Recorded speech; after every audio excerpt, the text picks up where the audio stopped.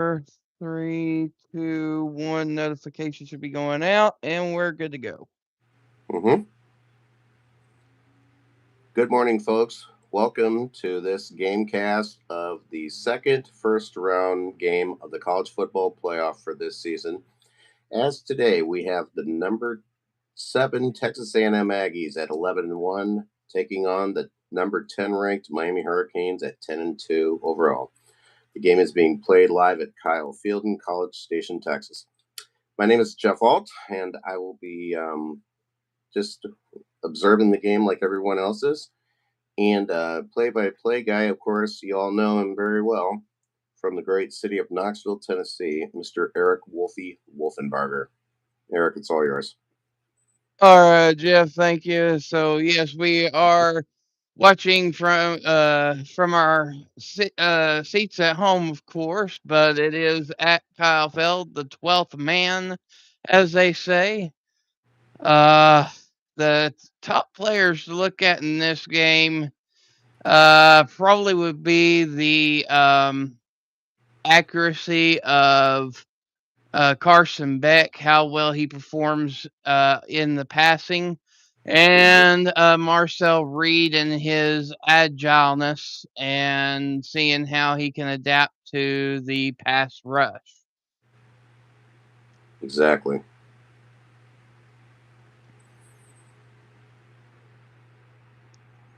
Hey, Brett. Hello, little brother. Good to hear. Good thing that he promised he'd be joining us on the chat today. So thanks, Brett. All right, so Miami's wearing all white today, going stormtrooper style. Mm-hmm. And then A&M wearing their classic home unis. Right on.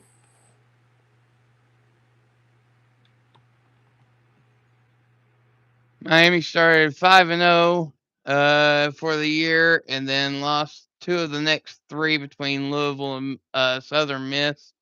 Southern Methodist, and Southern Methodist went into overtime. Okay. There was controversy as if Miami would even make it into the college football playoff, but they managed to get in with their 2-loss record there. And then, of course, A&M always in big game situations, such as the college football playoff, always manages to find a way to battle against themselves. So it will be interesting to see if they can put in a full 60 minutes against the Hurricanes. Right. Wow, we got 11 views already. That's awesome. Good job, guys. Yeah, thank you to the 11 that have tuned in. If you don't mind to go ahead and double tap and hit the like and subscribe if you're new. Again, this is like a radio style gamecast. This is a play-by-play of what's transpiring on air. It just kind of gives you a different perspective of the game.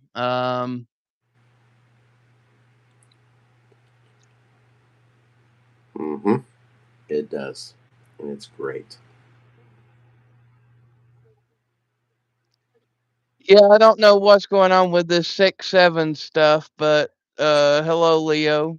Hey, Leo, how's it going?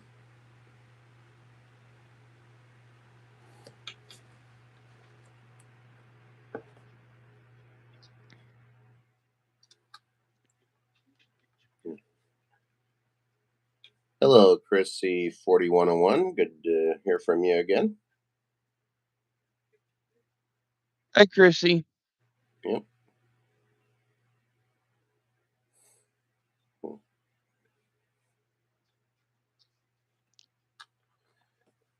Brett, just let him span. He's fine. Don't do anything to him. Agreed. As long as he ain't saying nothing derogatory. Yeah, that won't be allowed in this student league.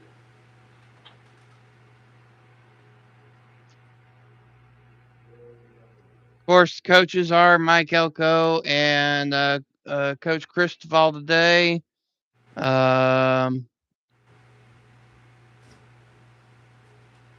Just awaiting the coin toss here to see who gets ball first. Yep.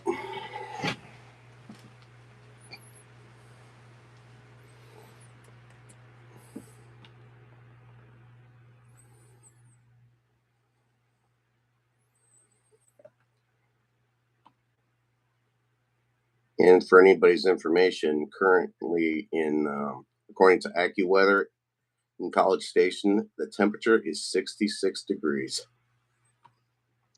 Indeed, and very, very windy. Mm-hmm.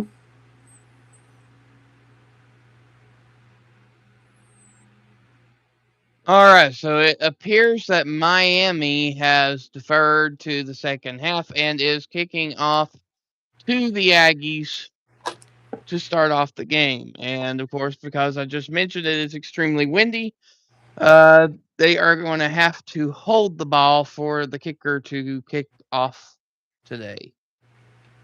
All right, and here's a kick. It's a high spiraling kick, and it goes through the back of the end zone for the touchback. And Texas A&M will have a 1st and 10 from the 25-yard line. Marcel Reed, completion rating is 62% for the year. Passing yards, 2,932 yards, 25 touchdowns with 10 interceptions. Mm-hmm.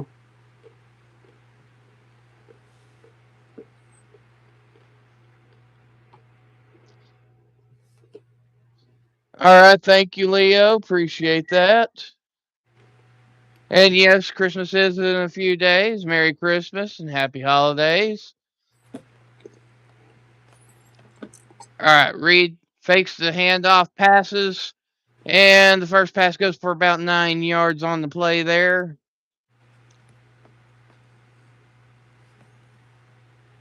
Receiver on the play was Craver, number 1. All right, Reed takes a snap, drops back, throws, and at that time it was just a tad bit high for Craver there. It will be a 3rd and 1. Hey, thanks, guy. Thank you to the 8 that are listening in. It is appreciated. If you have not already, hit the double tap for the like and subscribe if you're new. Mm-hmm. Agreed. All right, so Reed's got A&M in the gun formation with the trips to the left. It looks like Miami is presenting the 4-man front. Actually, it looks like the classic 4-3 defense. All right, Reed hands off, and the halfback gets across the line for the 1st down for the Aggies. 14 minutes, 25 seconds to go in the 1st quarter. That was number 8, Le'Veon Moss on the carry. Zachariah Poyser, number 7 for Miami on the tackle. Assisted by number 22, Perrett. Thank you there, Jeff. You're welcome. I think this is Le'Veon's first game back from injury. Mm-hmm. Hand off to Moss again for a gain of about 5 yards on the play. 2nd and 5 coming.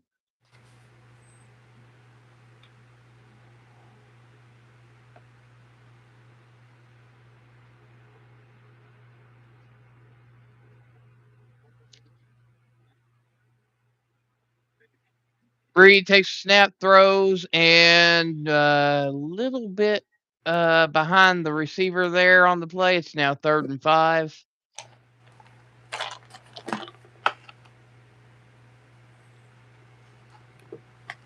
Hey, Snake, how's it going? Hey, Snake.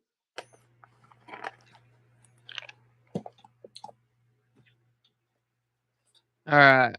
Trips to the left again. Tight end is slightly off the line. And they're trying to wait till the final second of the play clock. Takes a snap. Reed scrambling out. Finds a gap. running out to the left side of the field, gets the first down on the play there. There does appear to be a flag, though. Ooh.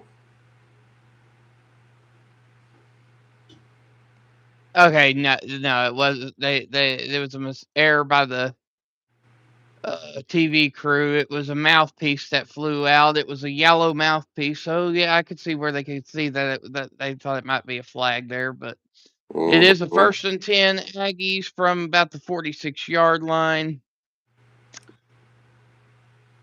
Reed takes a snap, fakes the handoff, does a screenplay to Craver there, but it don't go anywhere. It will be a 2nd and 10.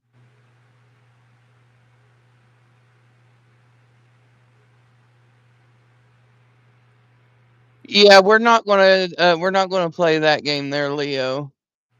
Oh no, definitely not.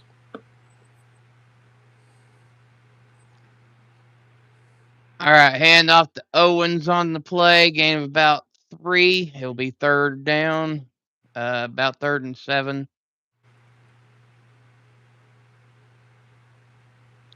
That looks like they gave him an extra yard. It's 3rd and 6. Mm-hmm.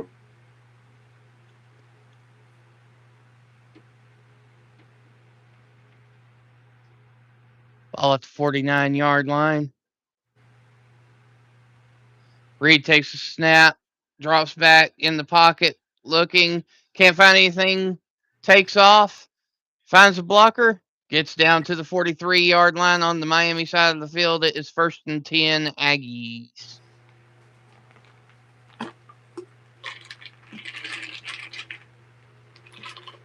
Ted Oruski, what's going on, Ted? Howdy, Ted. Yeah, it was a bit much there, Ted. I appreciate you timing him out there. He was pushing it a little bit. I was letting him slide there for a little bit, but he just kept going.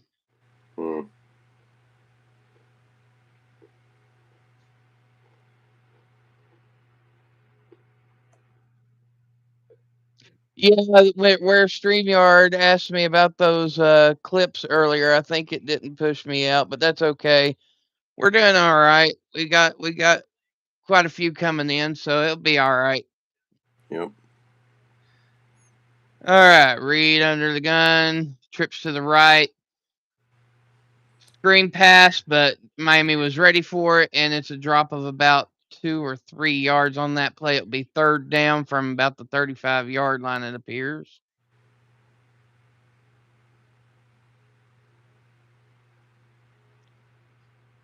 The positive aspect of this is that it's still within the field goal kicker's range. So it's a 3rd and 7. Ball at the 34-yard line. Reed sends tight end in motion to the left side of the field. I'll be right back. Sure, go ahead. You're good.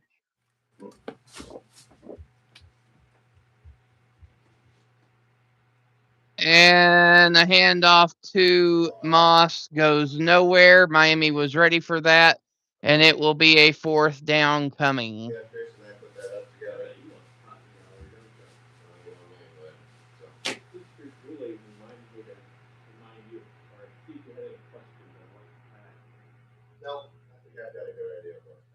And as I said, it is windy today, so it does appear that Texas A&M is going to go for it on this 4th down play at the 38-yard line. Maybe they're just trying to get Miami to jump.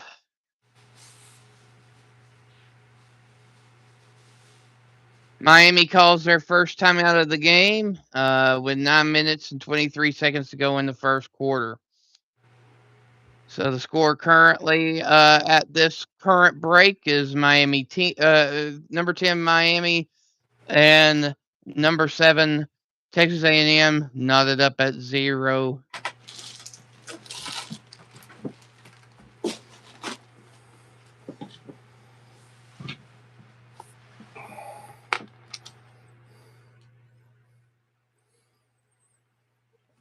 Okay, I'm back. My brother-in-law just knocked on my door and dropped off my speaker and also a nice pack of black socks that I got at their family's Christmas party last Sunday. Oh, So nice. yeah, it's pretty awesome. All right, so we Miami called their first time out, and we're at a commercial break. Mm-hmm.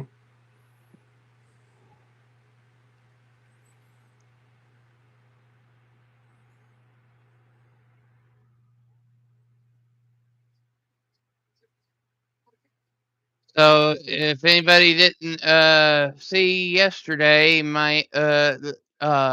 Alabama pulled off an upset of sorts there in Norman, Oklahoma to take game one of the first round of the college football playoff, and they advanced to the Rose Bowl to take on the Indiana Hoosiers. Yep. And the winner of this game will play Ohio State at the Cotton Bowl in Arlington.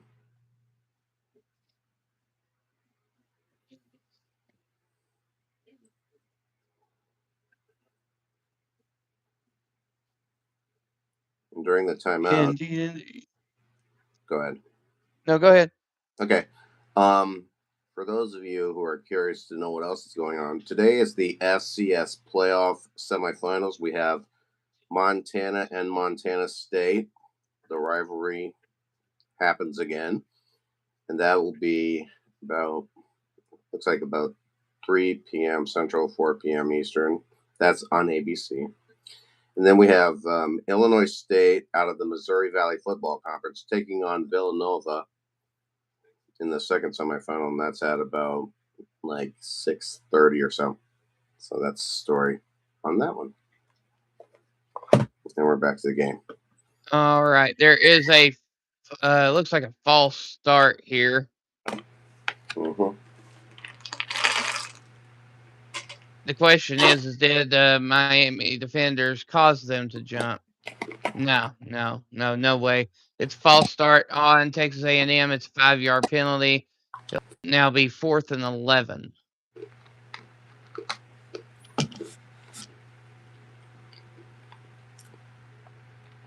And I'll put it at the 48-yard line. So now Texas A&M is going to be forced to punt to Miami on the first drive.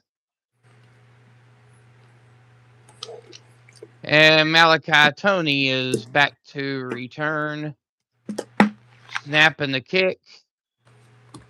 And it goes right over to the sideline and drops out at the 8-yard line, and it will be 1st and 10 Miami from the 8.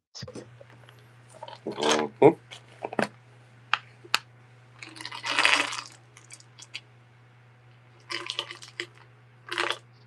Oh, Chrissy, you like how Ted says that? The Hoosiers and the Houston. Yeah.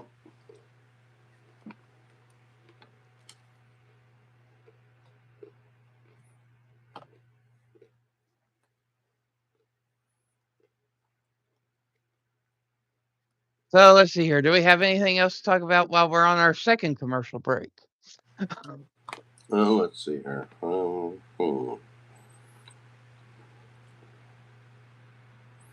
Okay, let's see. I'll bring up. Well, got some college basketball scores to report already here on Saturday. All right, that'll work. Right now we have Oakland of Michigan leading ninth-ranked Michigan State 20-18 in the first half. That's early. And then number 11 Louisville is leading Montana 17-12 also in the first half. So that's among the men.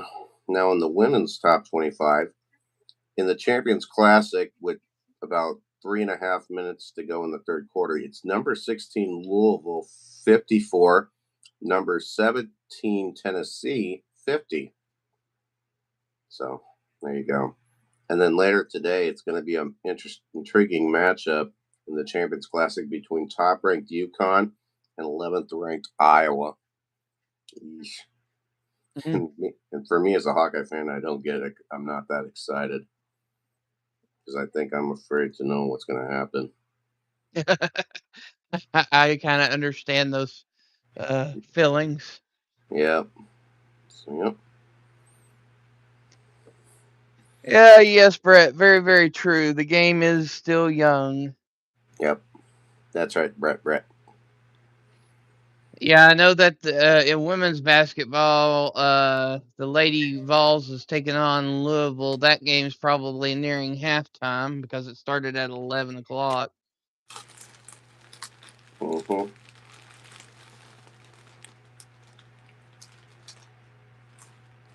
All right, now here comes Carson Beck and the Miami Hurricanes. Carson Beck's career, he's 34-5, and he's had a total of 10,984 yards in his career. Little interesting fact there. Yep. Indeed it is.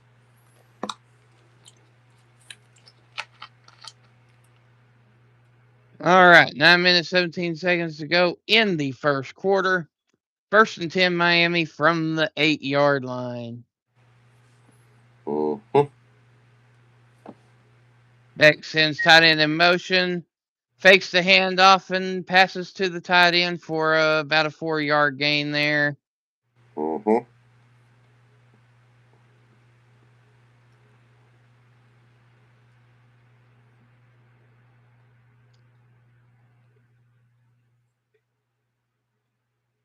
All right, so on this second down from the 11, it will be a 2nd and 7.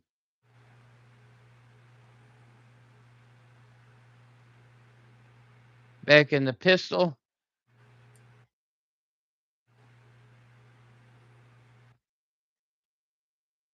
Out the 17-yard line, it will be close to a first down. And it looks like the referees are giving him the spot. It will be a 1st and 10 Mm-hmm. Hurricanes. Yep. That was Mark Fletcher Jr. on the carry.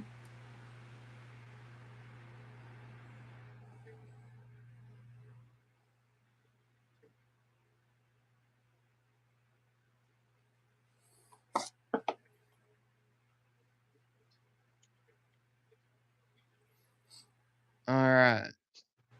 Malachi Tony is taking a direct snap and trying to get to the outside. Gets about 2 on the play. It will be 2nd and 8 from about the 20-yard line. Mm-hmm. That was Des Ricks, number 2, the defensive back for Texas A&M, on the tackle of wide receiver number 10, Malachi Tony there. Hello, Kenneth. Oh, hello, Kenneth. How's it going? Welcome in. If you haven't already, double tap for the like and subscribe if you're new. Oh, yes. Totally. All right. 2nd and 8 from the 20. Beck in the gun. 2 wide receivers either side. And throws to the tight end there. Gain of about 4 on the play. It will be 3rd down. Yeah. That pass was to the tight end, number 87, Alex Bauman. Number 27, Sanford for Texas A&M on the tackle there. So there you go.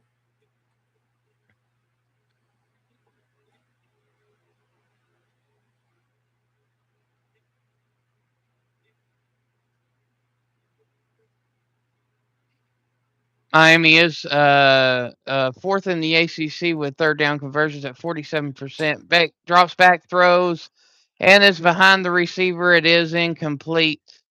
And it is now 4th and 5, and Miami will be punting back to the Aggies.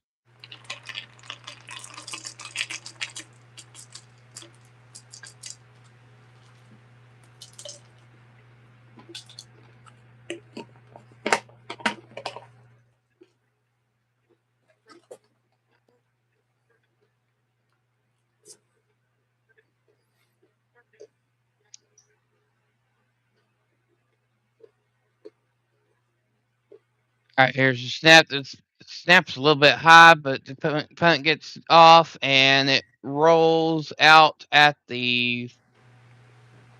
about the 38-yard line, it appears, and it will be 1st and 10, Texas A&M from the 38-yard line It, on their own side of the field. yep, 39-yard punt by number 94, Dylan Joyce, the punter there for Miami.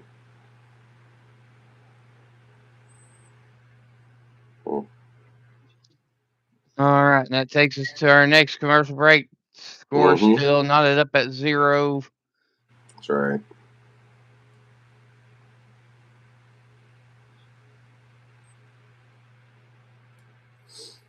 Let's see. Looks like Arizona State coach Kenny Dillingham has signed a new 5-year contract that will average nearly $7.5 million over the course of the deal. So looks like Dillingham's staying at ASU for another year. I'm sure the Sun Devils are happy about that one. And another big story here. Sources tell ESPN on Saturday, Iowa State quarterback Rocco Beck has informed his coaches that he intends to enter the NCAA transfer portal. Oh, there's a lot of quarterbacks this year in the portal already. No Wow. kidding. Goodness gracious. Now Rocco Beck's in there. Yeah, you got Beck, you got Dylan Raiola, you got DJ Lagway, Sorsby, that was at Cincinnati, you got Hoover, that was at Texas Christian. That's just to name a few. So if you're a school in need of a quarterback, this is your year. Exactly. Goodness me. I don't think I've been reading about what they said at Iowa with Coach Ferentz, and I don't. He says that his team is not looking to get any quarterback in the portal. I think he's happy with who he's got right now with Jeremy Hecklinski and Hank Brown. So yeah. Yeah, same thing with Tennessee. That they're comfortable because they've got the 5-star quarterback Faison Brandon coming in, and then they have George McIntyre. Yeah. But they are losing Merklinger to the transfer portal, though. But they're currently awaiting for the court proceedings to see if Aguilar gets his 7th year of eligibility. Okay. If he gets a 7th year of eligibility, they're set. They've got three good quarterbacks. Oh, that's and good. save the recruiting for quarterbacks for another year, in my opinion. But Right. If they can't get the court proceedings done in time, then they might have to look elsewhere. Yep. All right, Reed takes the snap and keeps, runs for about 4 on the play. It'll be 2nd and 6. Actually, it was a 6-yard gain, so it's 2nd and 4. Oh, so they gave him the forward motion then. Yep.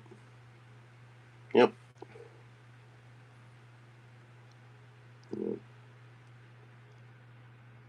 then here comes another pass picking up. Just let you know. All right, and it looks like Owens is in at halfback. Mm-hmm. Reed takes a snap, looking, throws a screen over to Owens, and Owens gets the first down reception and gets down to the Miami 49-yard line where it'll be 1st and 10 Aggies. 5 minutes and 32 seconds to go in the first quarter. And Texas A&M jumps and gets onto the ball, takes the snap, Reed looking, throws, and the pass is complete to the tight end down to the 39-yard line, 1st and 10. It looks like I can't tell his name. Is it that was tight end number 87, Nate Boerkircher.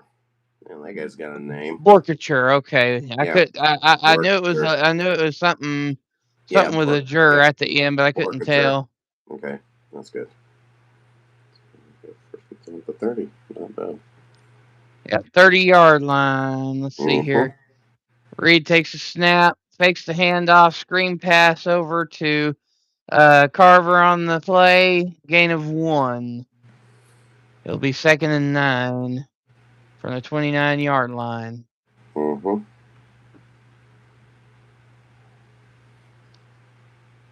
Another mouthpiece falls to the ground. Oh boy. Crazy how these things happen.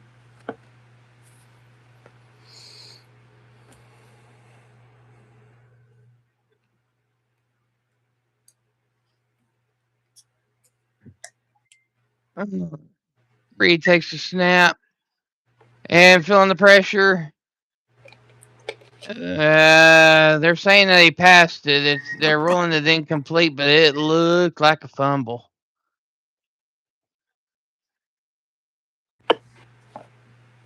Yeah, He was rolling out, and the defender got his hand on the ball as he was trying to do the forward motion.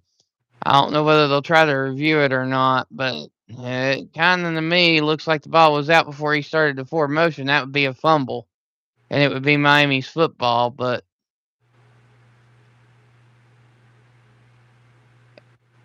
I think it's just been confirmed. It's Miami's football. wow. How about that? Yeah, it was Marcel Reed there, and it was number 18 Blount who recovered the football.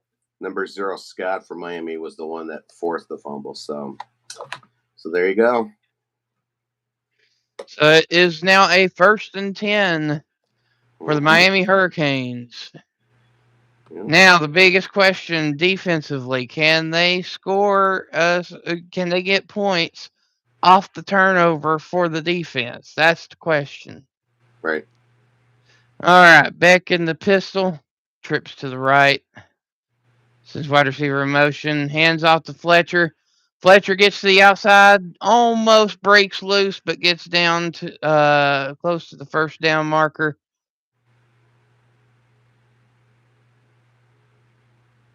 And they do get the first down. It will be 1st and 10.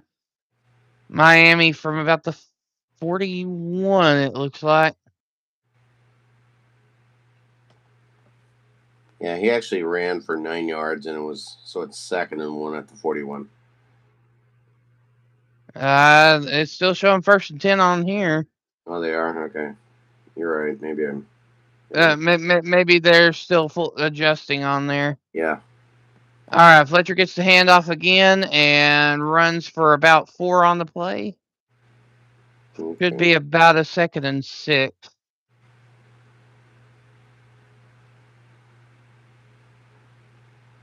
Yeah, on mine here it mentions Elijah Houghton, a tight end number 9, who that's ran the ball. So. Yeah. All right, so it's a 2nd and 7. Okay, gotcha. All right, Beck takes the handoff, hands it off to Tony. Tony passes, and the pass is incomplete. Looked like pass interference on the play, but they didn't call it. A little bit of trickery there, but it didn't pan out for the Hurricanes there. Yep, and there's a video call going on Messenger right now. I just found out. Ah. Yes. That's why my thing on Messenger is going nuts.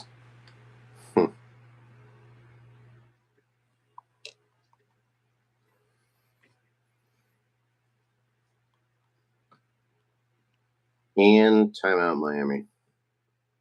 So. Yeah, they let the play clock get way too low. It was down to 1 second before the center even attempted to try to snap.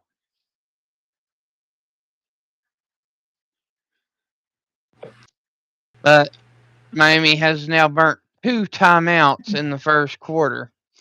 That's not really good game management there by Cristobal. Yeah. Yeah, I saw a little bit of that interview that they were doing with him on, I think it was game day this morning. So yeah.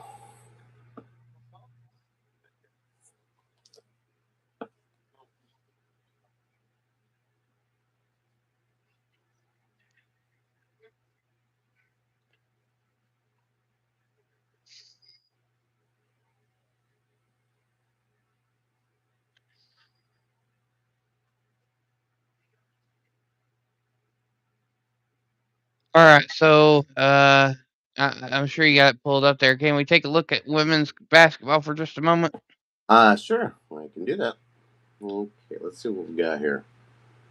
Let me get a chance to get this going on my phone here before I get interrupted by those video call things. Okay, with 9:15 to go in the fourth quarter right now at the Champions Classic, it is number 16 Louisville 63, number 17 Tennessee 52. So that's the story there. It's unbelievable. Yeah, the Lady Vols are better than what they've been in the last couple of years, but they're Mhm. still they still Yep. got some work to do. Yep. And at the CBS Sports Classic, they just tipped off between number 22 St. John's in Kentucky in men's hoops, while number 11 Louisville is leading Montana 25-20 still in the first half, and Oakland is leading number 9 Michigan State 32-30 with about 3:27 to go in the first half, if I'm correct on that one. I'll double check to be sure. Yeah, looks like now Louisville's up 27-20. So yeah, not much excitement going on for the moment. I mean, it's still an early day. Most of the bigger games are later. Yeah. Yeah, and I'm sure they did it that way on purpose because of they were anticipating the playoffs to be going on. Yeah.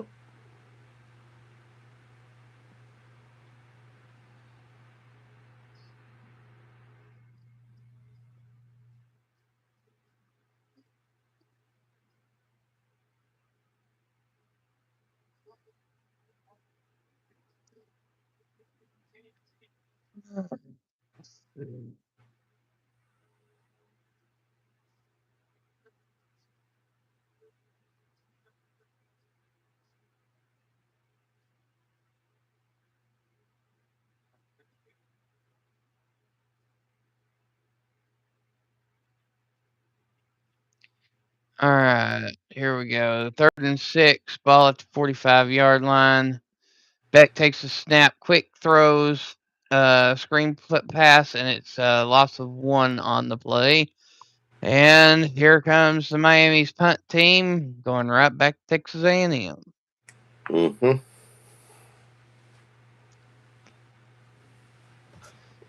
Just off of first observation there, Jeff, it looks like this might be a defensive game. I think you're right about that, Eric. It definitely looks like definitely a defensive game for both teams, to be honest.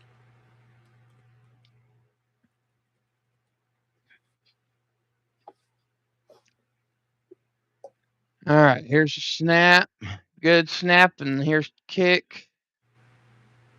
High towering kick, and muffed. The kick is muffed, but it does look like he landed on it, though. Mm-hmm. He did.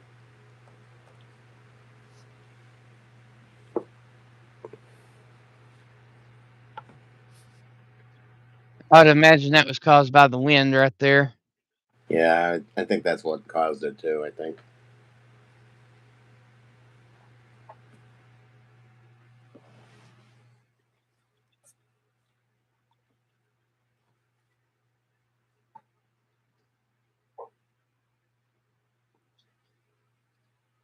And had that been a turnover right there, that would have been big. Yeah, huge. Huge, huge, huge. All right, but instead we got a 1st and 10, Texas A&M from the 13-yard line. Reed hands off to Moss on the play, gain of about 5.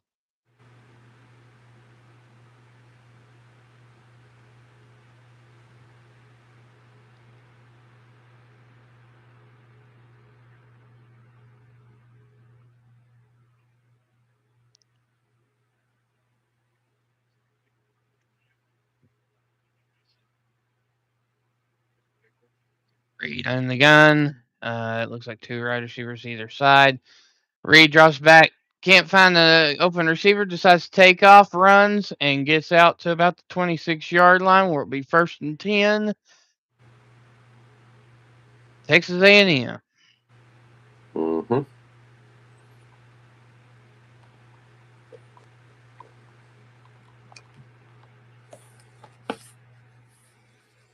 Tell you what, it makes play-by-play a lot easier once you've had a play-by-play with a team before. Oh, All absolutely. right. Handoff by Moss didn't go anywhere. About a loss of 1 on the play. Tackle by Bain. Yeah, Reuben Bain Jr., number 4. I think if I remember right, he had a dad. I think his dad played at the U many years ago. Another Bain. Indeed, indeed, yes. Mm-hmm. Them Swagger days. Which is kind of why I went with the thumbnail that I did. Yeah. Reed takes a snap, looking, throws, and over the hands of the receiver and almost picked off. It will be 3rd and 12. Yeah, the intended receiver was number 3, Ashton Bethel Roman for Texas A&M. So Marcel Reed is currently like 8 out of 11, and Carson Beck is only 3 out of 4. And there we go. Yeah, on the next break, we'll go over stats. Sounds good. All right, Reed under, well, not under the center, in the shotgun. 2 wide receivers to the right. Takes the snap, looking, can't find an open, feeling the heat. Manages to get it off to the tight end, but only a gain of 1 on the play. It will be 4th and 11. And that will take it to the end of the first half. I mean, end of the first quarter, rather. And the score still knotted at 0 apiece. Mm-hmm.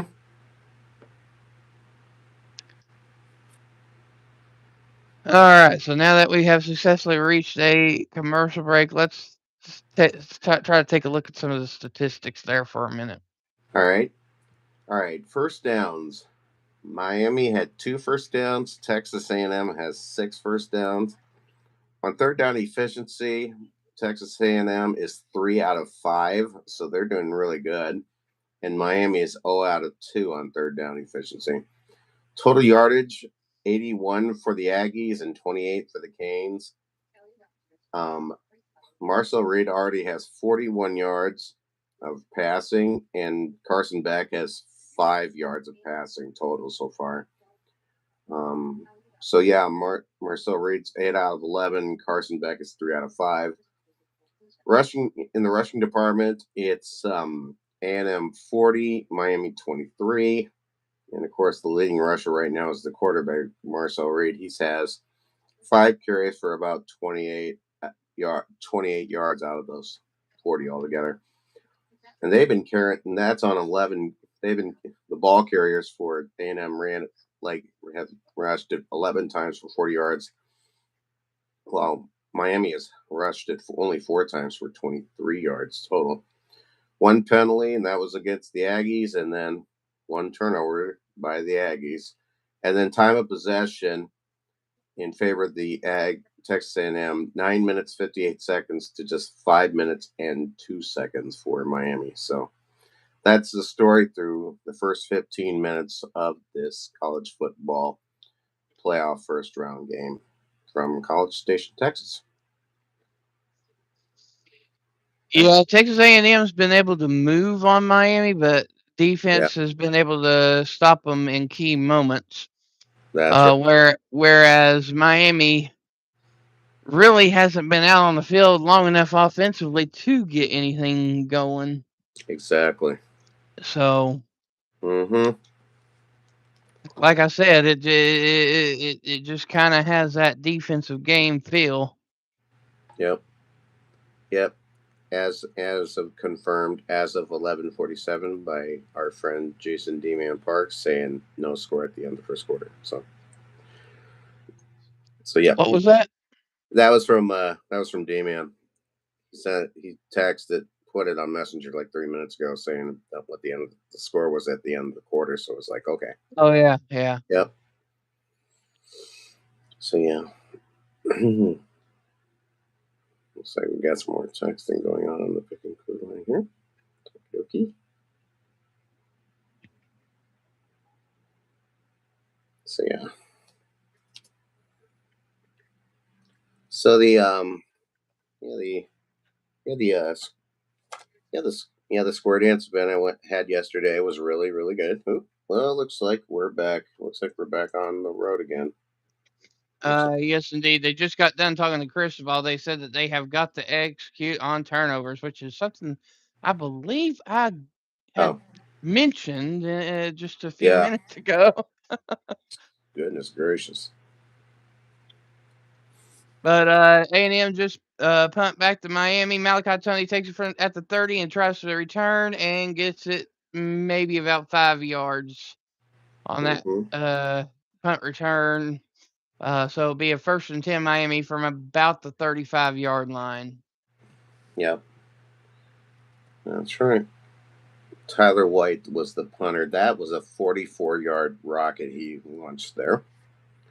So, yeah. What was more impressive about that punt that was against the wind. Oh yeah, easy, totally.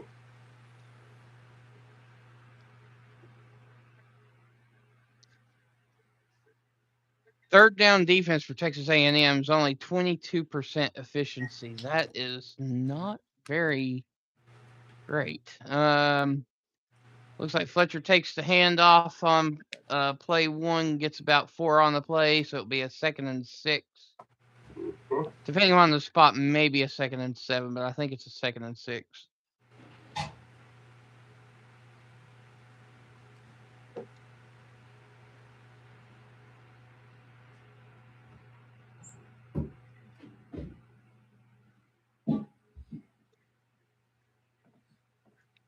All right, so yes, 2nd and 6 from the 38-yard line. Back in the gun, drops back, got all day to throw, throws deep. Open receiver, but the wind just carried a little bit too far. The intended receiver on the play. Hi, Karina. All right, so it's 3rd and 6 Miami football. 14:08 to go in the first half.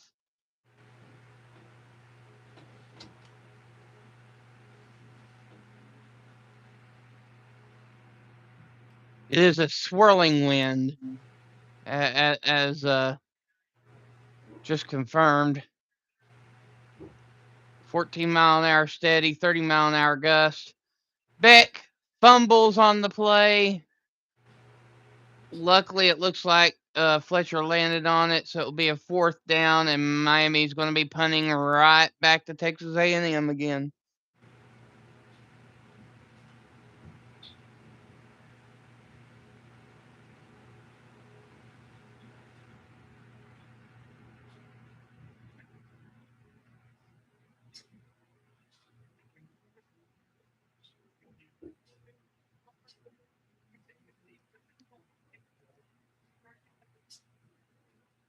All right, there's the snap.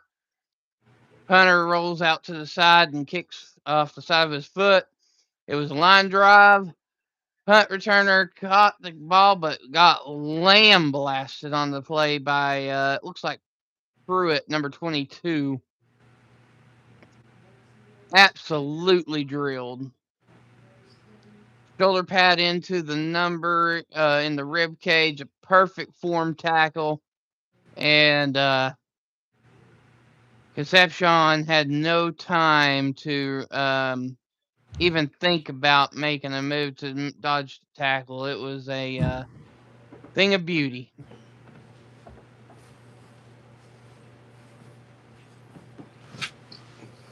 So it'll be 1st and 10, Texas A&M from the 30-yard line. Okay. Reed in the pistol.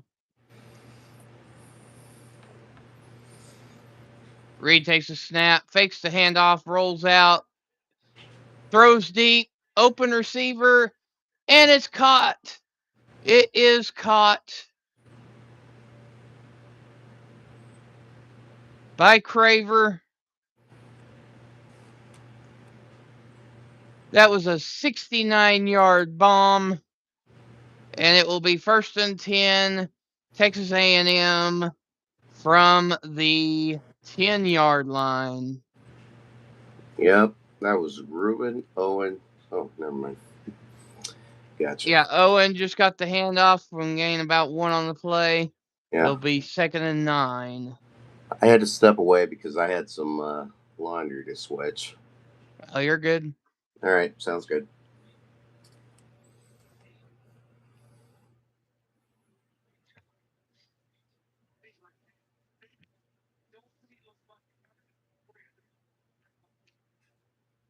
Yeah, I saw you walk away, and I just kept talking. Nothing wrong with that, though.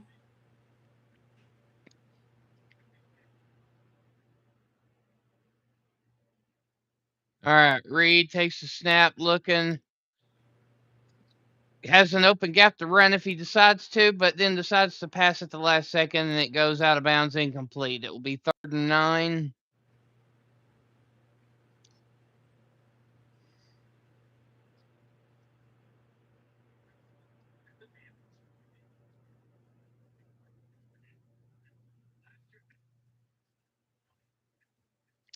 If Miami can hold them to a field goal, I think that would be a win on this particular situation.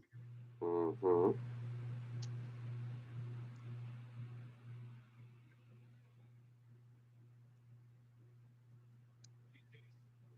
All right, Reed in the gun.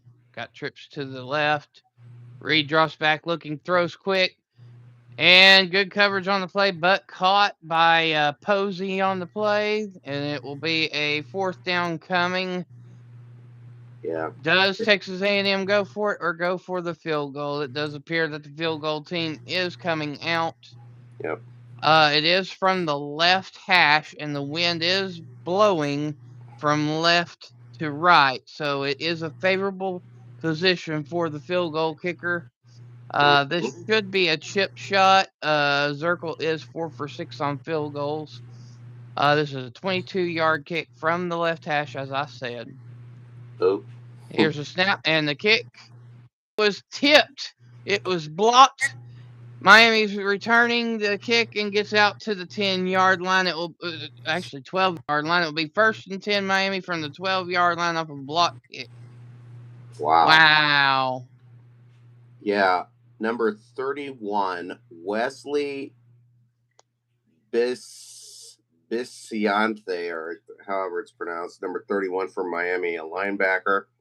He was the one that blocked it, and he also got his mitts on it and returned it 5 yards up to the Miami 13. The kicker is number 99, Jared Zirkle for A&M. Yeah, 22-yard kick. That is so easy to make. Yeah, but I mean, he got that hand up there. He was the highest one out there, and he just got all of his hand on it and knocked it down. Incredible. So, yeah.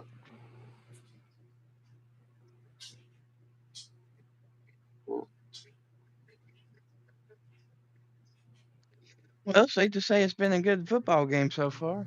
Oh, no kidding. Goodness. I'm impressed. Yeah.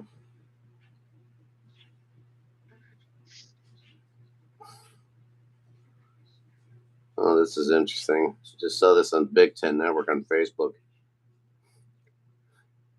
For, I guess, Michigan State's game,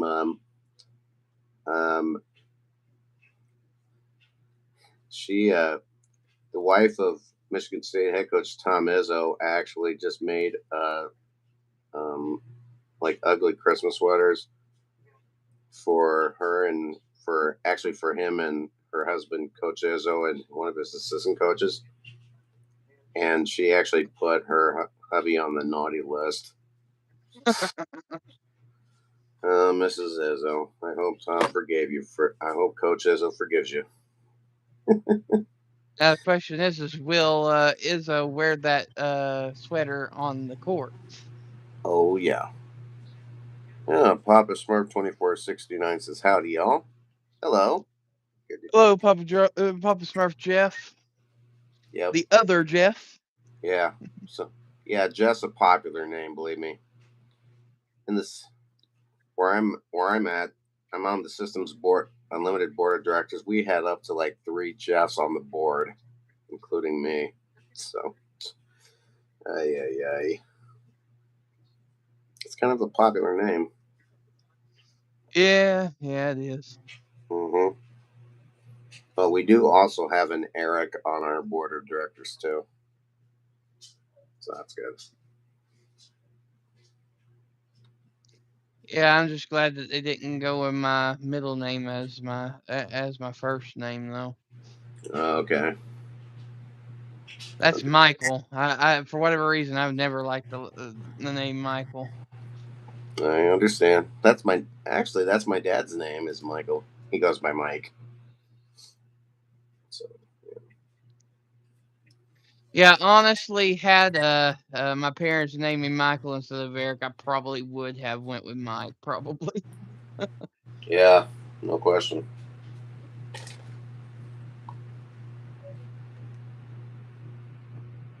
All right, so we got the 1st and 10 Miami ball at the 13-yard line. Beck hands off to Fletcher. Fletcher finds the hole, gets the gap, and busts loose down to the 20.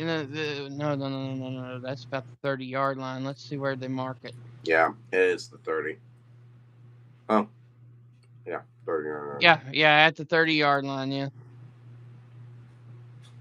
So that was about an 18-yard run by Fletcher there. Mm-hmm.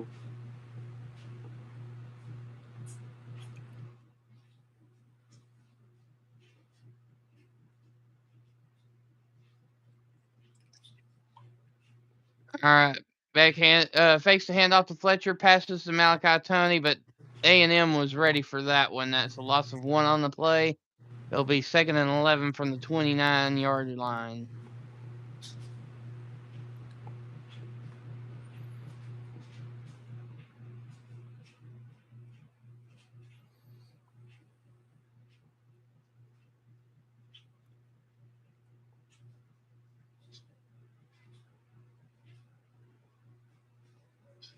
All right, back in the pistol. Looks like a stack set over on the left, sends tight end in motion. Hands off to Fletcher. Fletcher trying to drive, but can't get nowhere. It will be a gain of about 3 on the play. It will be 3rd and about 8. It'll be at the 32-yard line, roughly. Yep. Lee the third and Howell on the tackles for A&M on that one.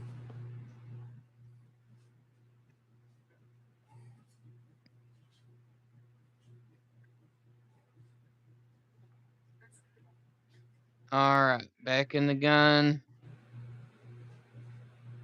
4-man front for A&M. Beck changing the play on the line there, and play clock runs to 0, and it's going to be a delay of game on the Hurricanes there. So that will be a 5-yard penalty. So 12th man is holding strong, evidently. Apparently so.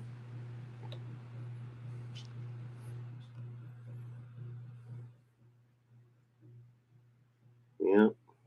So figured.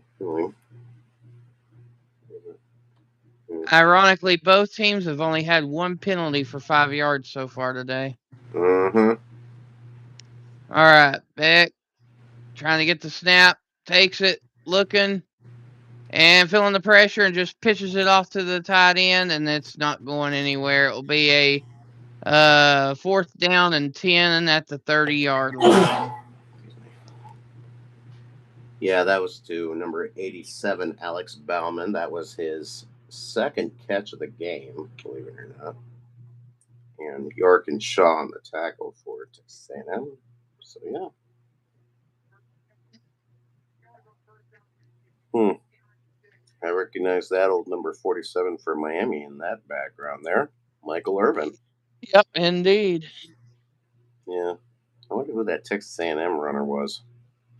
Guy with the I just looked up Texas A&M greats, and I adapt them into the thumbnail. I don't even know his name. That's okay. Yep.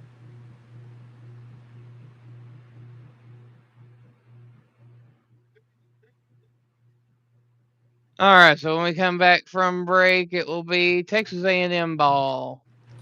Yep. It'll be 1st and 10 at the 28. 41-yard punt by Dylan Joyce.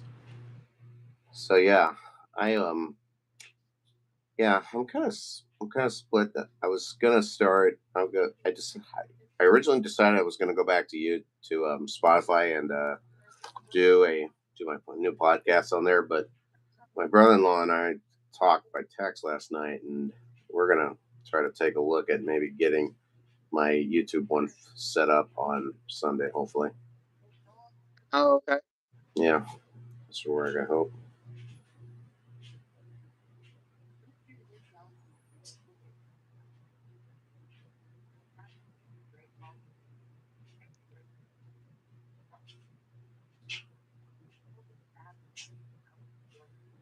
So you going to keep it the same name that you had Yeah, anticipated, or? yeah, I probably Okay. will do that. So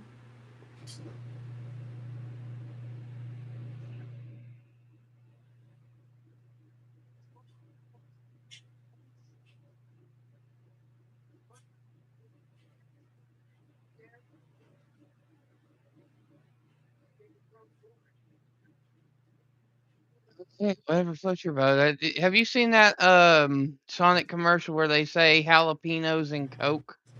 oh jeepers, I don't think I have, to be honest. My first question that pops up into my head when I saw that with Uh-huh. jalapenos in the Coca-Cola, what my first question was, why? Exactly what I thought too. Why? Why? Not not ew, not gross, but why? Correct. Crazy, isn't it?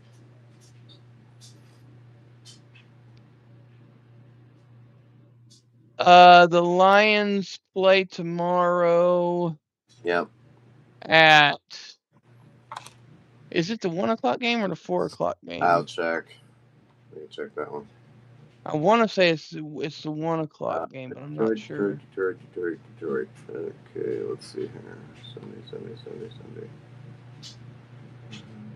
Sunday at 3:25 p.m. Okay, Local so it'll be the 4 o'clock game Yep. there, Yeah, the 4 o'clock. Papa Smurf. Yep.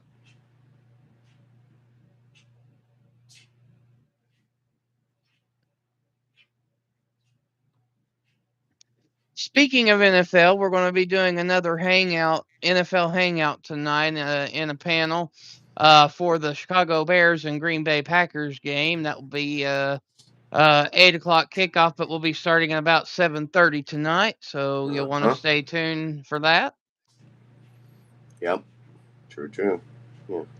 All right. So Reed takes the snap on first down, hands off to Owens, and that's not going anywhere. It will be a second down and maybe a half-yard gain if they give them the forward spot. So it'll be second down and about 9. Yes, Papa Smurf, Jeff. I just checked. The Detroit Pitt game will be on CBS that day on Sunday. Just let you know. Yeah, at 4 p.m. Eastern. Yep, 4 p.m. Eastern. I'll get back to the game here. All right. Reed in the gun.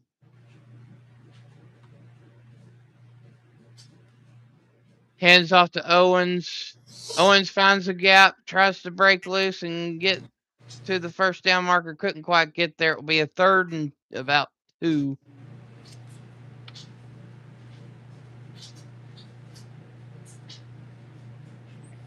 So it's 3rd and 2 for Texas A&M. All at the 36-yard line. Owens got hurt on that last play. It looks like number 22 Smith is in. There is a flag on the play. Looks like a false start.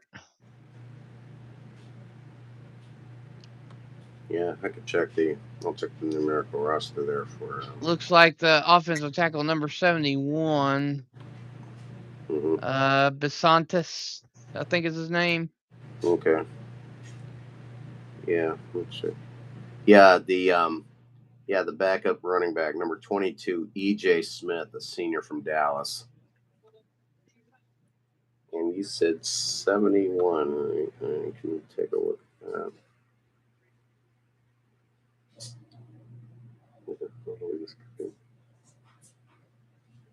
Reaching circuit jury in motion. Screen pass to Smith. Smith trying to find the gap and can't quite get there. It will be a 4th and about 3 on the play. Yeah, that number 71. That's Chase Bensonis. He's a junior lineman out of Ramsey, New Jersey. So yeah, and that was a great shoestring grab by Lightfoot there, number 12 for Miami. So Texas A&M will be punting back to the Hurricanes.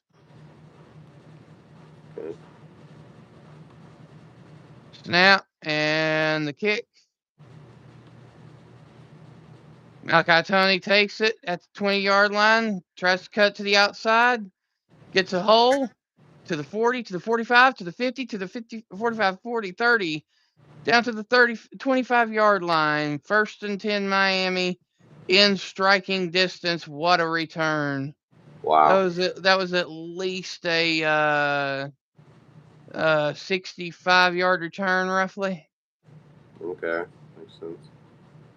Trying to get everything back going here on my thing here.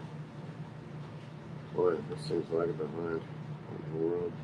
I'm sure they'll check to make sure they didn't step out of bounds, but it looks like he was. Yeah. Yeah, he was still in. So yeah, that was a good play there. It was about a 62-yard return. Yeah.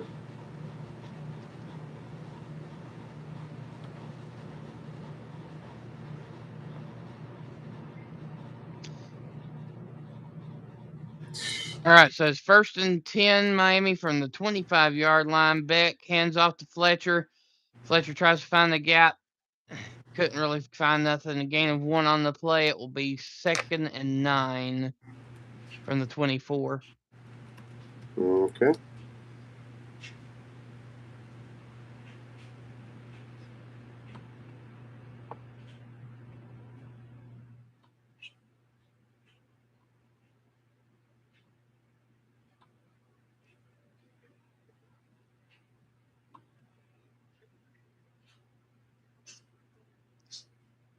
All right, so Miami's in a weird bunch set with linemen out where the receivers are. I'm not really sure what was going on there, but it was a screen, little screen pass to Tony, gain of about 1 on the play. It will be 3rd and 8 from the 23.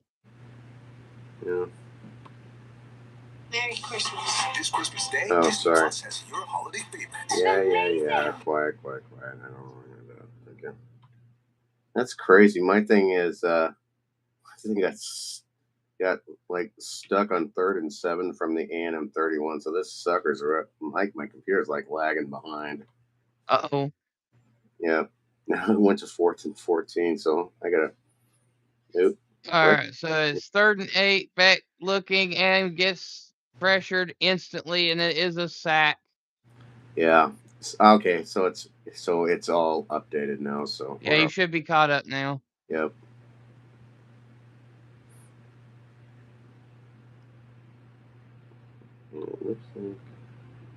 So the question is do they want to battle the win and go for the field goal to get some points, or do they want to go for it? I think Coach Cristobal's probably going to roll the dice and go for the kick. Yeah, here comes field goal kicker now. It's 47-yard attempt from the right hash. Kick is up. Wynn caught it, and it's no good. It goes wide right. Yep. Carter Davis, number 38, from 47 yards. No good. So, Literally, it got up into the air. It looked like it had a great line, and you could just see that wind just take it, and it went off. I think this is a game where you're going to have to go for it on 4th down. It just, I don't know. That wind is fierce. It's gusting at about 30 mile an hour wind gust. Yep. Mm-hmm. Yep. We're still getting these D-man updates on the messenger thing, chat line here, so that's all right. I'm just watching this replay of this this field goal attempt that was.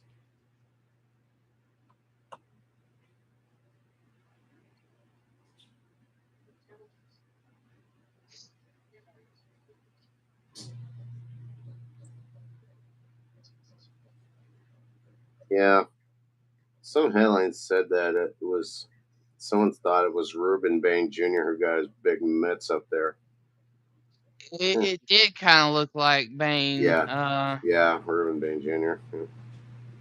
So yeah, who knows? So yeah, we got first and that's one thing when you got more than one player trying to go for the same ball, it yeah, kind of gets mixed up as to who's who. correct.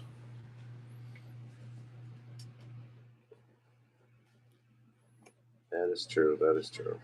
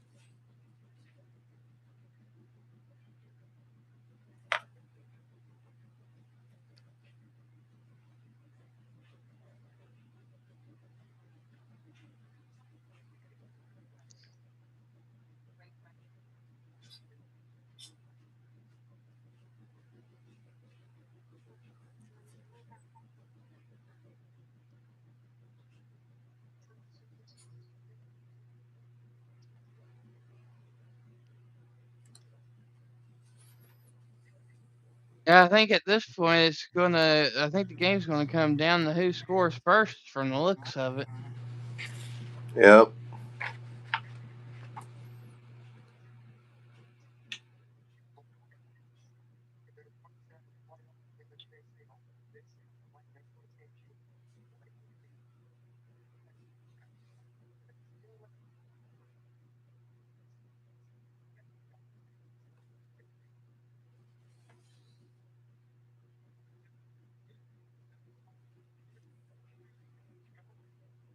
All right, Reed takes the snap and runs with it on play number 1 and gets the first down, 11-yard gain. It will be 1st and 10 Aggies.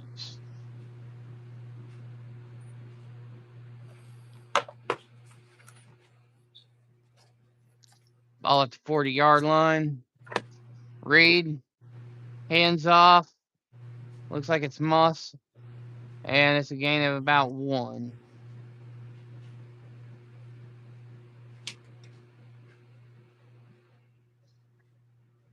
And of course, the offensive coordinator for Texas A&M, Colin Klein, has been named the Kansas State head football coach as of December 4th. So this is his last game for the or his last run for the Aggies here in the playoff. Okay.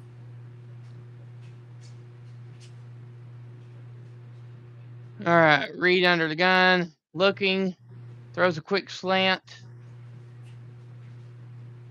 to Craver, and it looks like it's down to the 46-yard line, and it will be a 3rd down coming.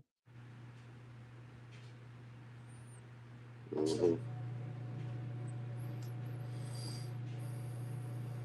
Laundry, soap, and cigarettes, huh? Well, stay safe out there on the roads there, Jeff. Papa Smurf Jeff. Right on.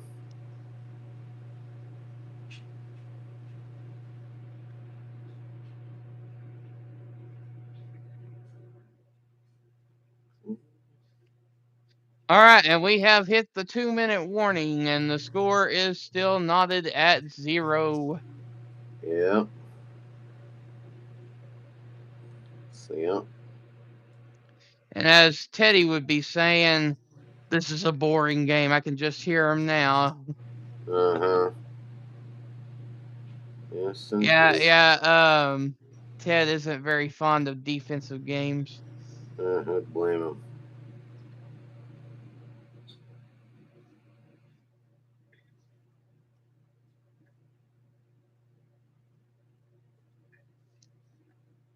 Me, on the other hand, I like real tough defensive matchups, but Oh, then yeah. again, with me being an ex nose tackle, Yep. who what was prone for defensive plays, I love the defensive matchups. Right. And I think it makes the offensive plays more exciting because once somebody finally does score, it makes it it makes it more entertaining to me personally. I totally concur with that.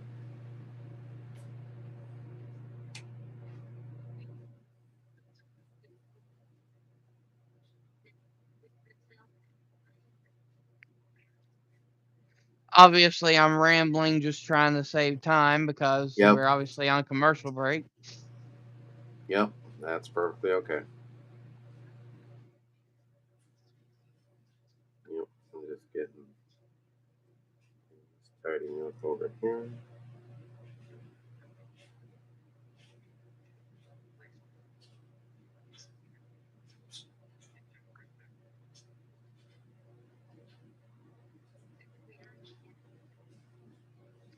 So the question is can either one of them score before half with there only being 2 minutes left before the half? We'll see. Can't make any ultimate guarantees already.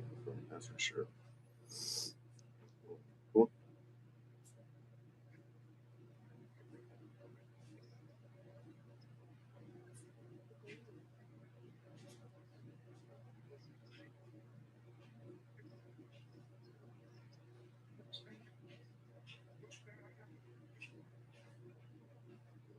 Okay.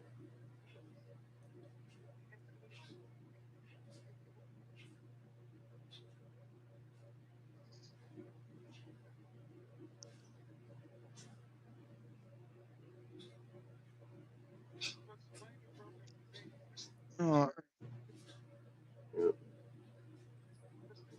So while I'm awake, while I'm chilling here, I'm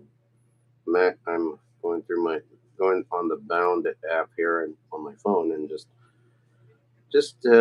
picking out the high schools I'm going to be following in boys and in varsity boys and girls basketball this season. oh yeah. Yep. Incomplete pass, by the way, and it's 4th down. Another plant. My goodness gracious.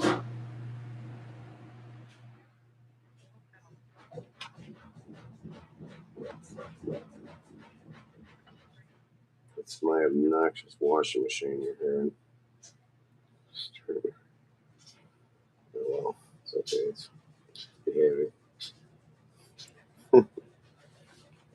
Oh, they're gonna have to reposition the ball. The wind blew the ball down the field. Oh, good grief.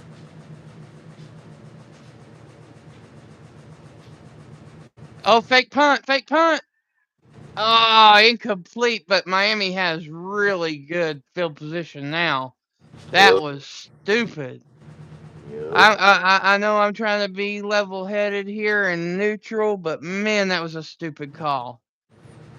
Agreed.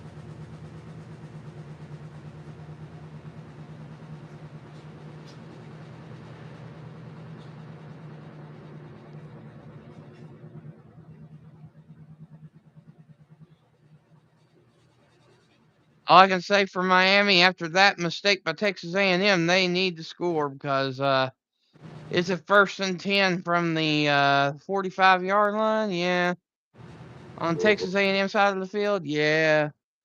Mm-hmm. All right, back under the gun. Tony in motion. Hand Mm-hmm. off to Fletcher, and that's a gain of about 3 on the play. It will be 2nd and 7 from the 40. Got the 43-yard line.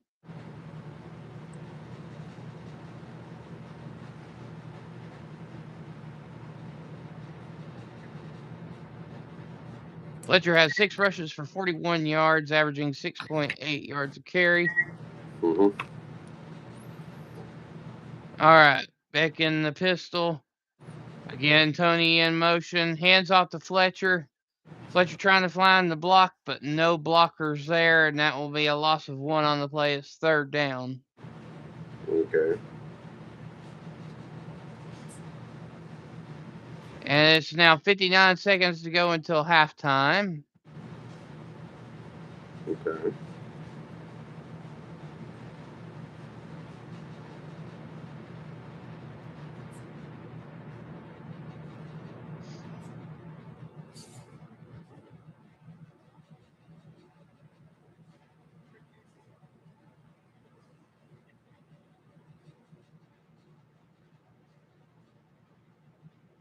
All right, timeout called for Texas A&M.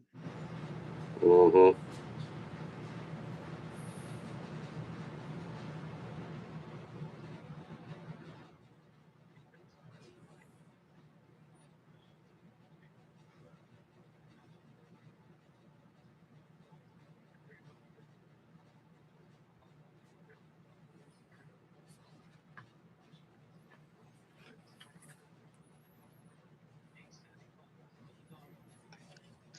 As I said earlier, Miami's been statistically good all year on 3rd down conversions, Uh-huh. and they need to hold up to that statistic on this instance for sure. 32 seconds to go until halftime. Ball on the opponent's side of the field, need points, and a tied ball game. These type of 3rd downs is what can make champions. Oh, turned in. All right, back under the gun. Drops back looking, throws, and the pass is complete. It is caught by number 7, Daniels Jr. on the play. 1st and 10 from the 30-yard line for the Hurricanes. 22 seconds to go. Miami only has 1 timeout left.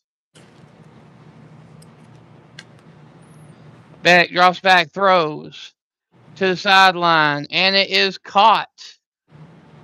Wow, that was a good catch. That was about the tight end there, number 9. Elijah Lofton. Yeah, Lofton, yeah. Mm-hmm. I don't know about that.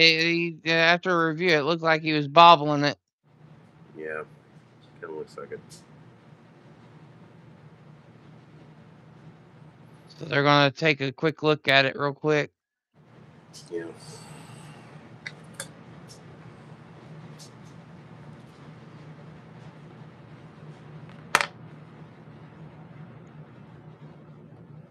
And to those wondering about the statistics, we'll go over that at halftime. Absolutely. You sure will.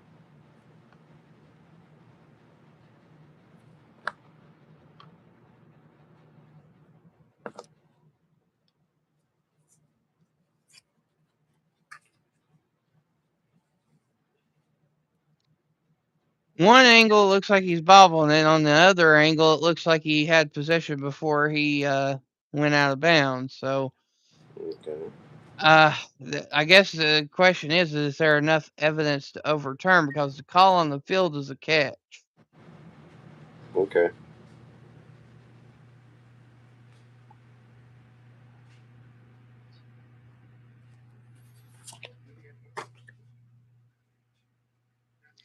Oh, no, my bad. The ruling on the field is an incomplete pass. So, Mm-hmm. unless they can find indisputable evidence that he caught the ball, it will be an incomplete pass. Yeah. And this is a difference of 8 yards. 8 yards can make a big difference when it comes to even a field goal kick, because the wind, they're in favorable wind here. Yeah.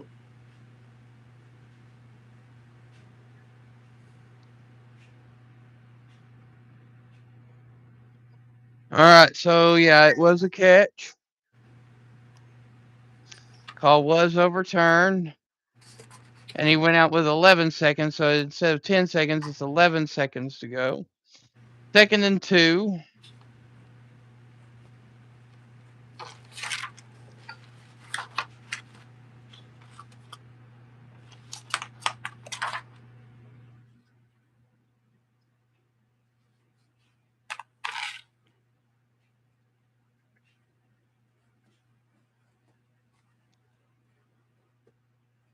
Back in the gun.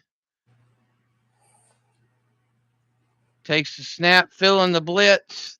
Beck throws to the end zone, but the wind carried it off away from Daniels, and it will be an incomplete pass. 3rd and 2.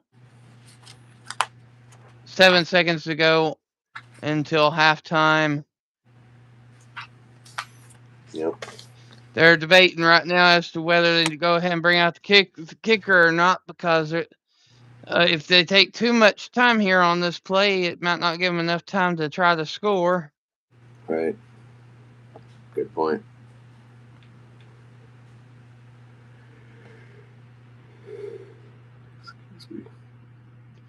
All right, Beck under in the gun, takes a snap, looking, throws real quick to the sideline, but the receiver was covered too strongly, and it goes out of bounds, incomplete.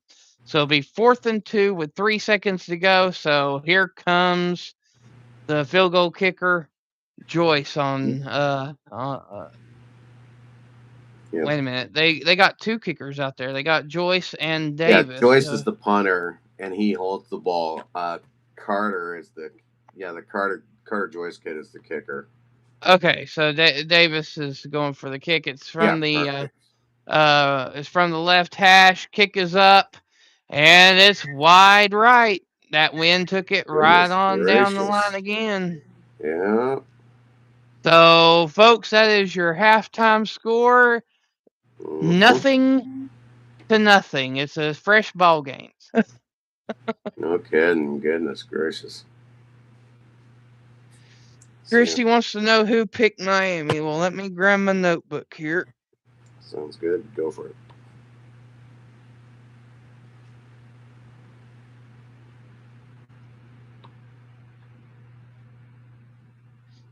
I said Miami by 3. Ted said Texas A&M by 11.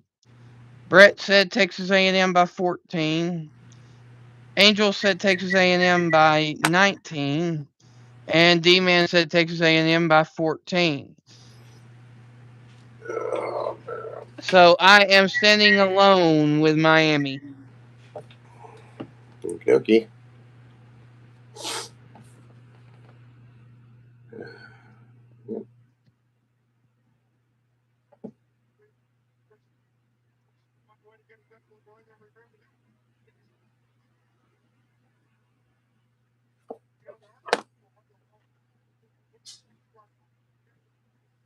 And Christoval saying that their focus for the second half is trying to find some consistency. And I would have to concur with him on that one.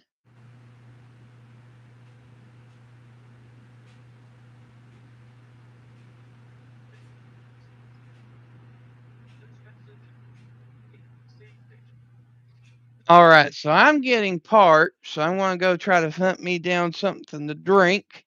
And I'm going to, where I'm the play-by-play, I'm going to hand it over to the color commentator and the statistician for the Pick'em group, Jeff here, and let him talk to y'all for a good few minutes here. All right. Thanks, Eric. All right. So let's go ahead and take a look at the stats from the first half of this scoreless ball game. On first downs, Texas A&M had 8 first downs to just 4 for the Hurricanes. On third down, Texas A&M was 3 out of 8, while Miami was 1 out of 7. On fourth down, Texas A&M went for it once and did not convert, while Miami has not gone for it at all on fourth down. Passing yardage, Texas A&M has 113 passing yards to just 31 for Miami. And then in the rushing department, Texas A&M has 62 rushing yards to just 38 for the Hurricanes. 2 penalties for 10 yards by the Texas A&M Aggies, 1 penalty for 5 yards against Miami, and the 1 turnover that Texas A&M had still is there.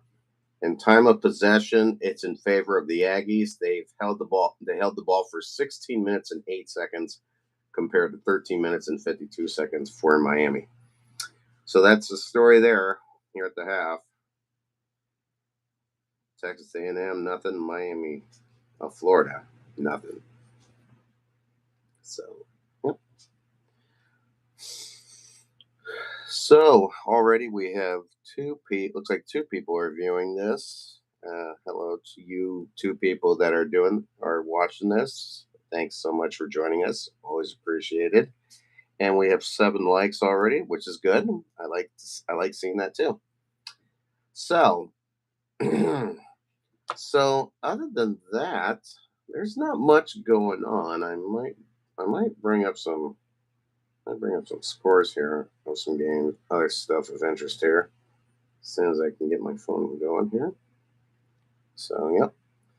Okay, let's see here. What we got here? That's good. Okay, right now some looks like some top 25 women's basketball scores already. Right now with 5 minutes and 47 seconds to go in the second quarter, it's number 13 Vanderbilt leading Texas Southern 32-5. Yikes. With 4 minutes and 20 seconds to go in the second quarter, it's number 25 Princeton 25, George Mason 21. And earlier today in the Champions Classic played at the Barclays Center in Brooklyn, it was number 16 Louisville 89, number 17 Tennessee 65. So that's the story there. And let's go ahead and take a look at men's college basketball among top 25. Right now, with 9 minutes and 13 seconds to go in the second half, it's number 9 Michigan State 60, Oakland of Michigan 52. With 7 minutes and 51 seconds left to go in the second half, it's number 11 Louisville all over Montana 72-40. And then at the CBS Sports Classic, with about 26 seconds to go in the first half, it's number 22 St. John's leading Kentucky 32-25. So there you go. So that's so that's pretty much that for right now, as we're all relaxing and taking it easy here at halftime of this one. So yeah. So it looks like we got up to 3 people watching. So thank you, 3 people watching. So yeah, it's wonderful. So I hope everyone is hopefully ready for the big Christmas day next week already. And I can't believe it's only 5 days away. That's amazing. So yeah. So yeah. So with that said, well, what is this? Almost back, Jeff. Just keep on talking. You're fine. Okay, no problem. So yeah, I was looking at that. Yeah, so I took a look, Eric, during earlier to do another video call on Messenger. It looks like. I don't know why they would do that in the middle of a GameCast. I will never know. But yeah, that number 34 there, I think that was a young Ricky Williams before he moved over to Texas. From what I could tell. I actually found out some other number 34s over there at on the football side. A former NFL defensive lineman by the name of, I think it's linebacker.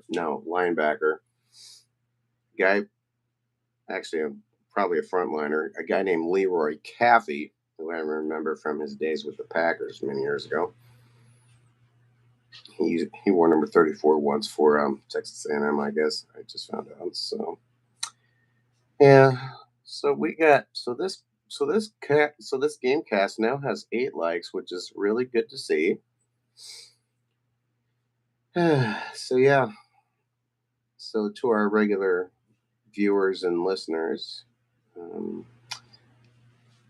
I hope everyone has enjoyed an incredible 2025 so far. Looking forward to seeing what will happen in the new year coming soon, 2026. So yeah, we've got more exciting football ahead of us today with this game, with the second half of this game still to come, and then we got the 2:30 matchup with number 6 Ole Miss and number 11 Tulane.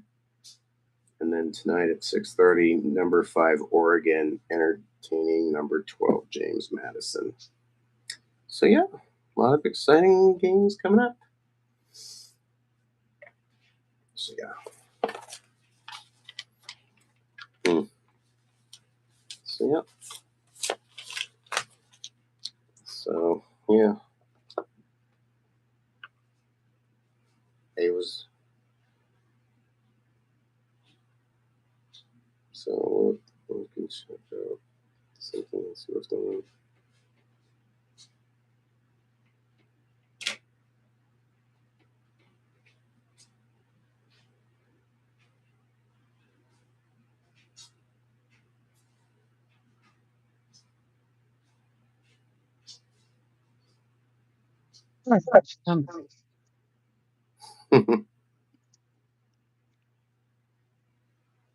While I was in there getting me something to drink, I had to deal with my mom's cats. They were having a drama party in there. Uh-oh. Crazy. Yeah, I had to text the Pick'em crew on Messenger saying, sorry, I can't join video call due to color commentary. So, yeah. So, yeah.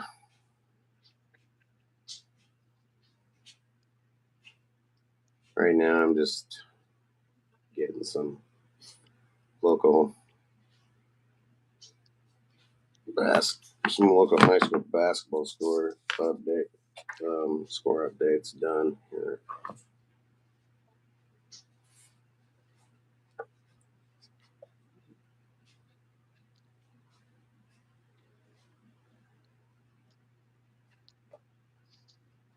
Well, Chrissy, I would agree with you. All that they need is the kick thing, but with the wind, that makes it difficult.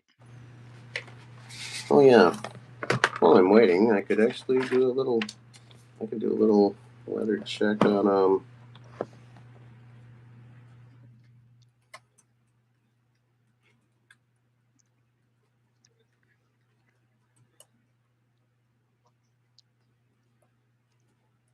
Okay, I can take a look at what current conditions are according to the National Weather Service in College Station.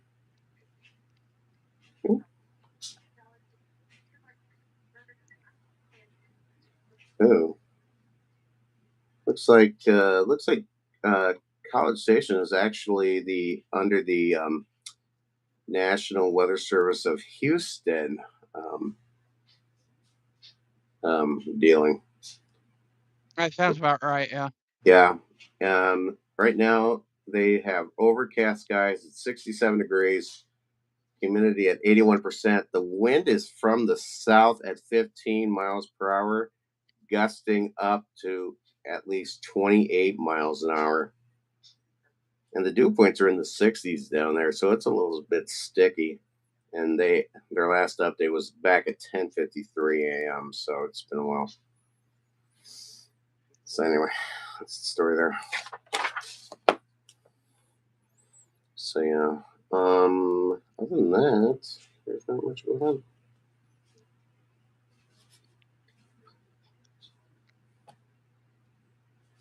Oops. Should have cleaned up. Should have cleaned my desk. So Little Yeah, bit of programming announcement here while we're at halftime.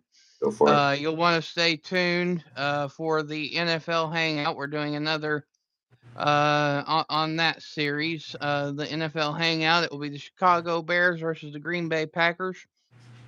So come join us as we do the panel watch party of sorts. Talking football and talking about the game tonight, 8 Eastern. We'll probably start somewhere around 7:30. Yeah. So grab your snacks, grab your drinks, grab your favorites, and sit back, relax, and enjoy. Heck, why not? Enjoy your dinner with us. Exactly. And if you happen to so much as have tanders, well, we salute you for that. The good old tenders.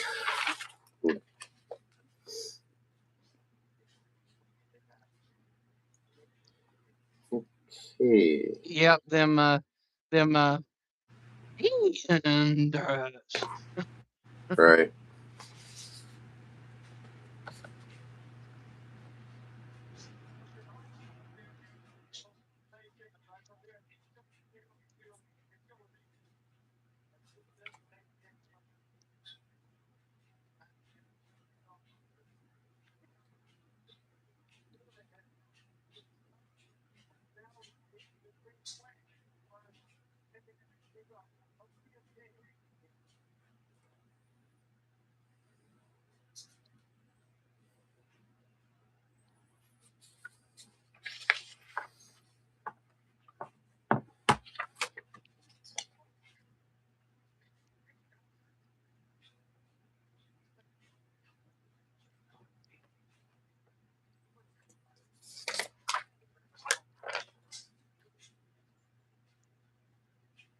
And while it's still halftime, I'm going to go ahead and refresh my system, make sure Go that for it. don't glitch out on me here. Right.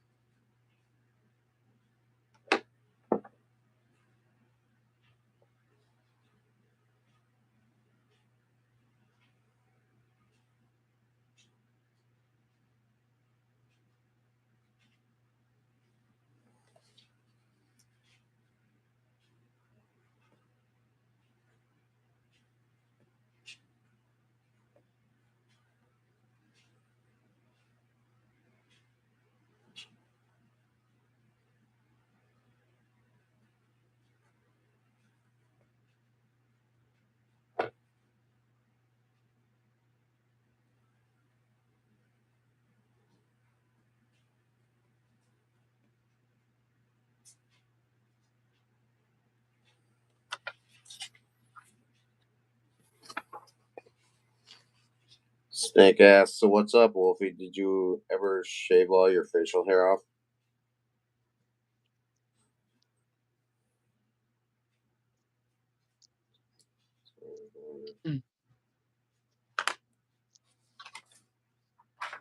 Well, as a matter of fact, yes, I did, Snake.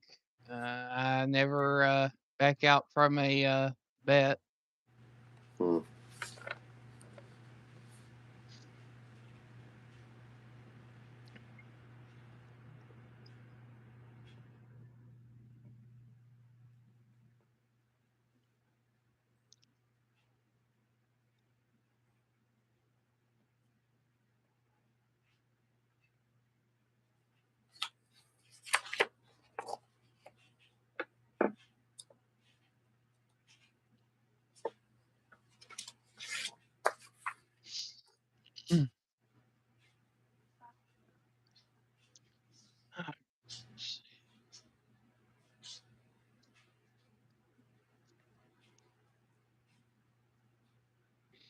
I'm trying to keep my phone charged, but just for you, Snake, here you go.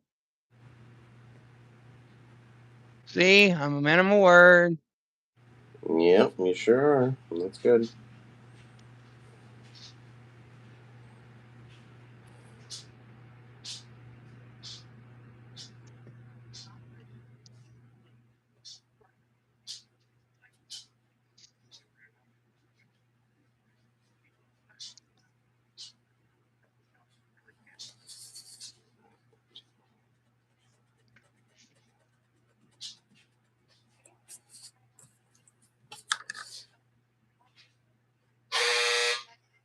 Papa Smurf Jeff, I had made a bet with D-Man. It was last week. Mm-hmm.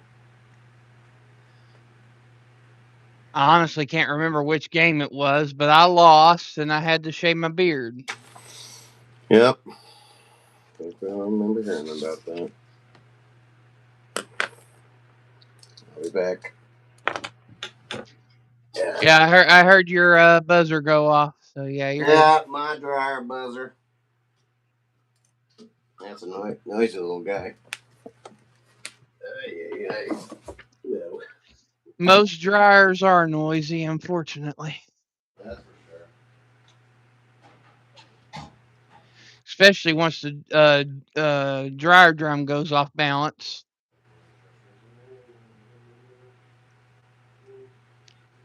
Or the washer drum for that matter.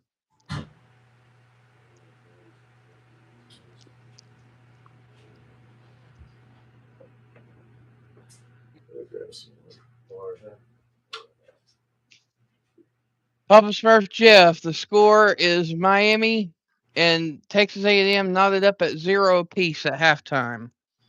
It's been a defensive game.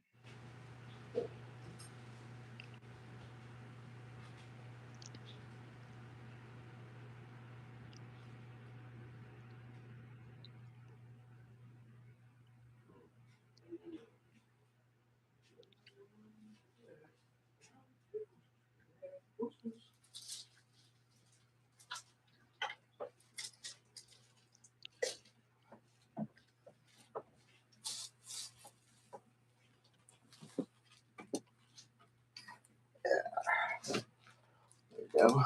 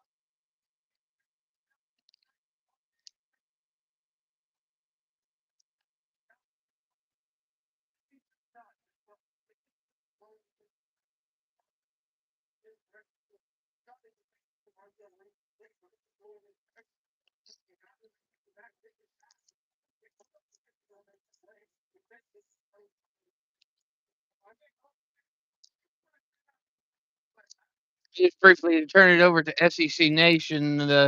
Of course, it's Tim Tebow and Jordan Rogers, and they're saying, I want to see them take shots. The thing is, you can't take shots and win like this. You got to run the football.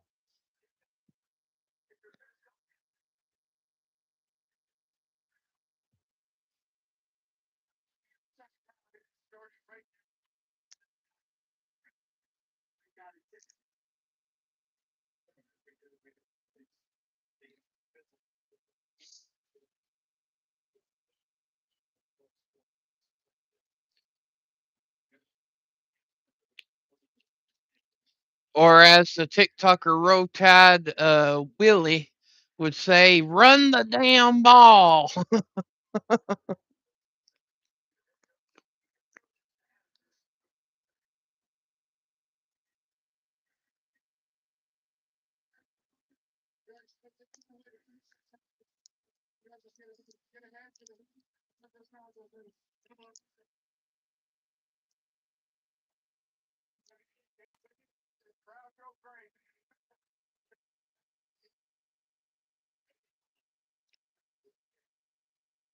All right. So as I said at the beginning of the game, Miami deferred. They're getting the ball for the second half. A&M to kick.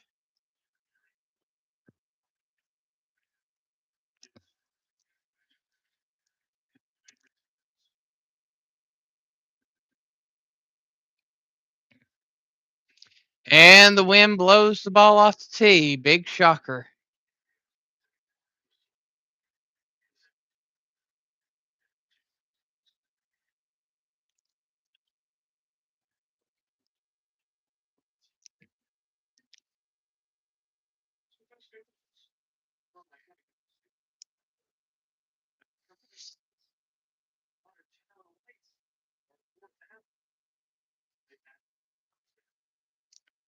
All right. And here is the kick.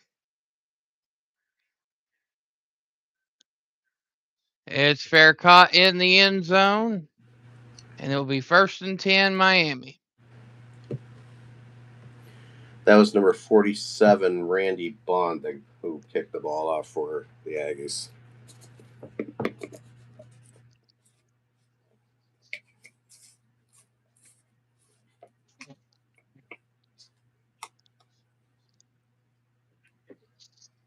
That's here. Let's see something from Brian Rillo, 5412. That's good. What's up, Brian? Hello, Brian. All right, back in the gun. On 1st down, drops back, looking, throws, and a good, nice completion there to Daniels on the play for a 1st down, Miami.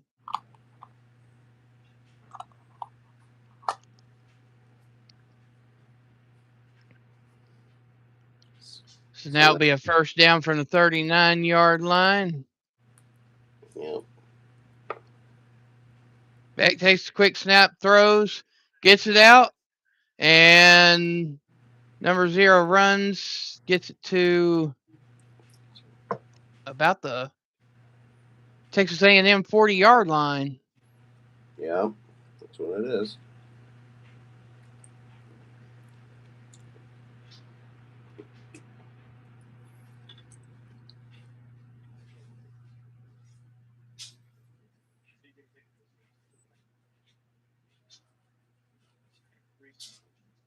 It's number 0 Fields. I can't remember his last name right now. Fakes the hands off to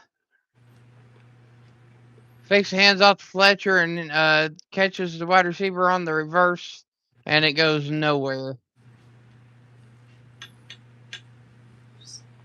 Fields, you said? Is that what you said? It's number 0. That is Keelan Marion. Oh, Marion? Okay. Yeah, Keelan Marion, number 0, wide receiver.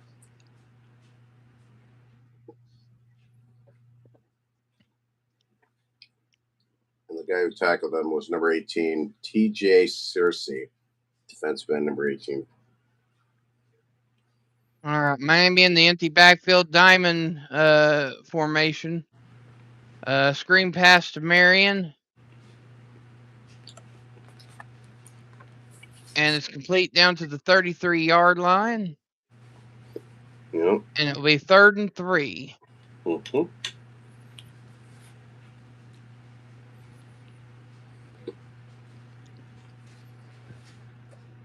Actually, they marked it a little bit short. Make it 3rd and 4.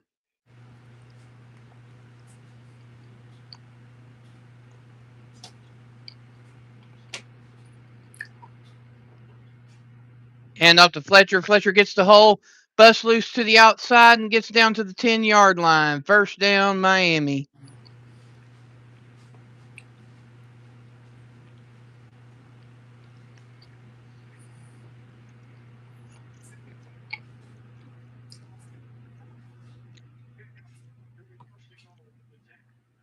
And if you're wondering what that extra noise is, I was divulging in a little bit of yogurt. Yeah, and a little noise you heard in the background with me was I was fixing myself a sunflower butter and strawberry jelly wrap made with lavash bread.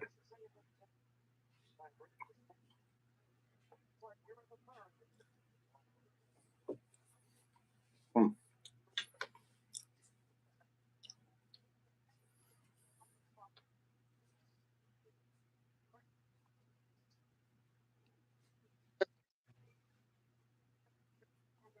What is it?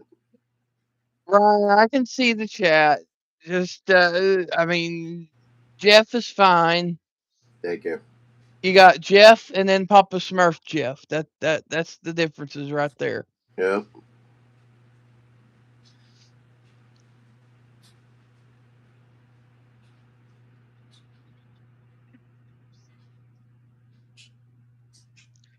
But I do sense the sense of humor there.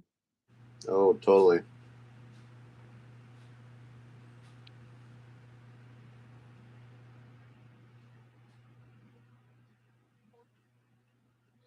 Yeah, I'm paying attention. I'm a little bit more alert than you think. I wasn't born yesterday, you know. There you go.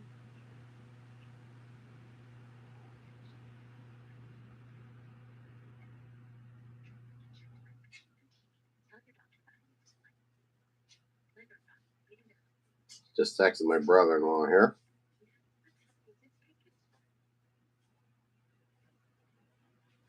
By the way, while we are just rambling here, is that Texas A&M took their first time out of the half. Mm-hmm. Ooh, that's debatable. Okay. Okay. I hear you.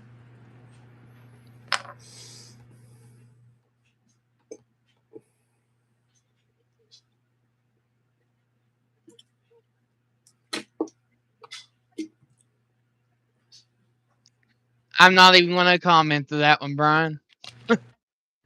Same here. Same here. I won't say a word.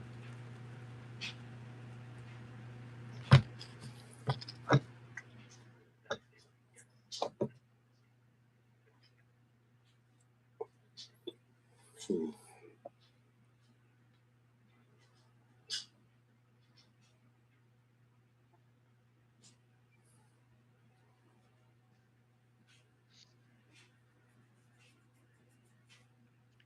So the biggest question of the day, are we finally going to see the first point scored?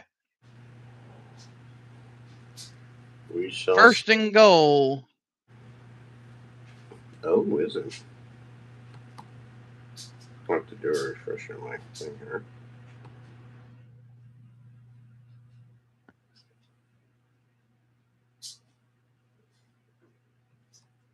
Okay, now my computer updated. All right. Miami in the classic flex, and Beck rolls out to the wide receiver, and Malachi Tony takes the snap and gets it down to about the 6-yard line. It will be second and goal from the 6.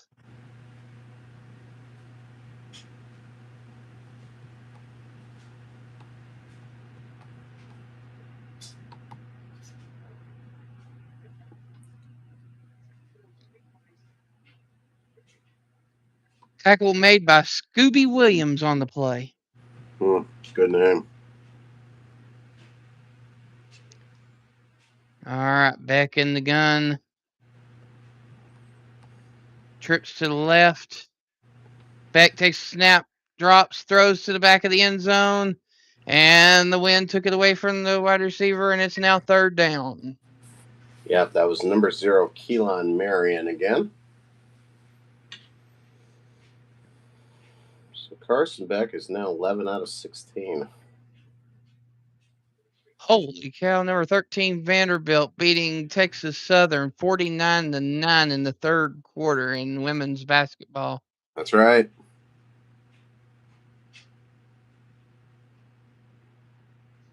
Mm-hmm. All right, back under the gun, takes the snap, looking wide open hole to the right, and runs and gets it down inside the 5-yard line to about the 3, where it'll be 4th and goal. Mm-hmm. And here comes Carter Davis for the field goal.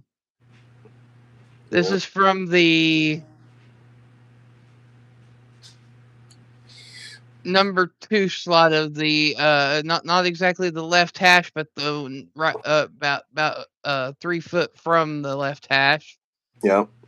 This is a 21-yard field goal attempt. Yep.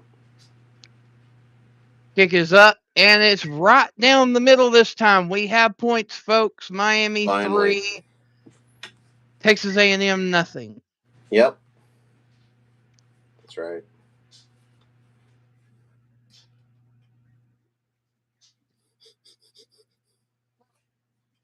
Yep.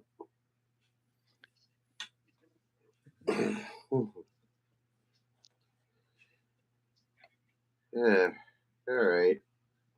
Some updated women's college basketball scores right now among top 25 schools. With 7 minutes to go in the third quarter, it's number 13 Vanderbilt leading Texas Southern 57-17. Gadzooks. And then number 25 Princeton is leading George Mason 41-29 with about 7 minutes and 37 minutes 39 seconds left in the third quarter. And then the second quarter at the Champions Classic, it is top-ranked UConn 33, number 11 Iowa 20. Which Oh my, Brian.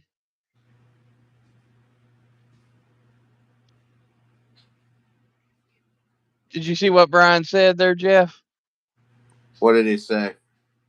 He said he asked if he told me the brain story, and then he said his dad said he never dropped him, but he thinks he did several times and doesn't want to admit it. Uh-oh. Crazy. Yeah, Snake, I agree. It does kind of have an overtime feel to it. But I also made a comment in the first half that I think it will come to who scores first, which in this case would be Miami. So we'll see what happens. Yep. By the way, they actually had a very good crowd there in Norman last night.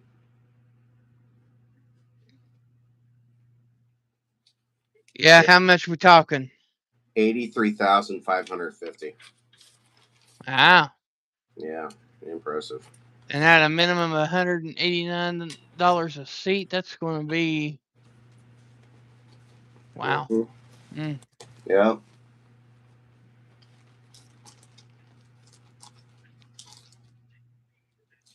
That was some good money for Oklahoma. Yeah. Even though they took the L. Yep. Yes, they did.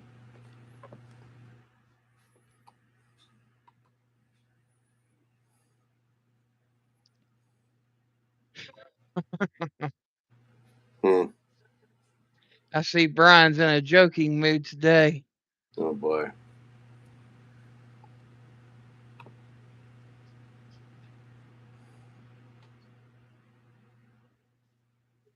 Shoot, he probably held me the first time and was like, "What the heck is this thing?" Oh my word. Wow. Crazy.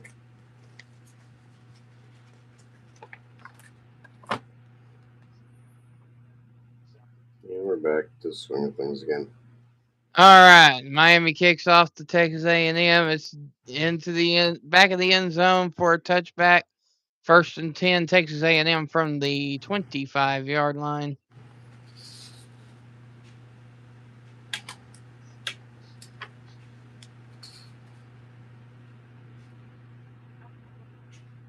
Of course, there is a fairly decent NFL game Monday night. 49ers taking on the Indianapolis Colts. And Phillip Rivers' second game back out of retirement.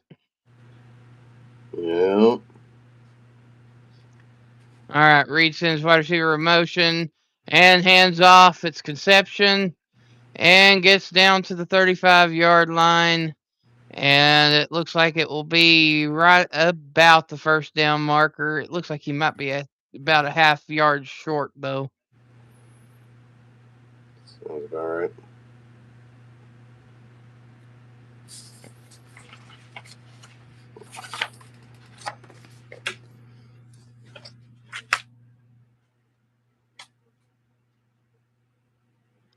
Okay, Brian. Mm-hmm.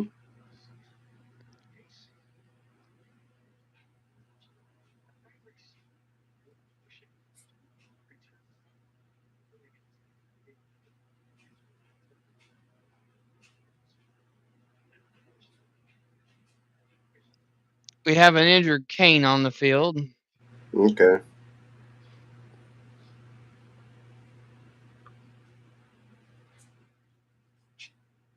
It's number 7. Okay. I think that's one of the safeties. All right. For that would be That's Zachariah Poyser for Miami.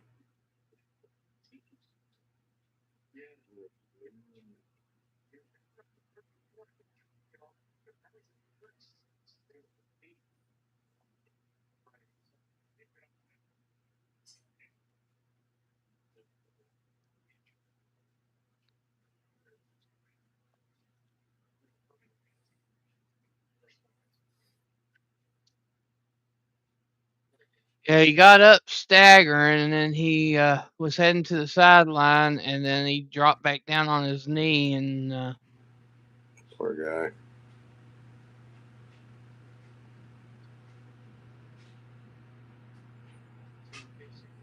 they're taking them straight back to the locker room. That's not good. No, it is not. They're keeping his left arm still. I think it's something to do with his collarbone. Okay.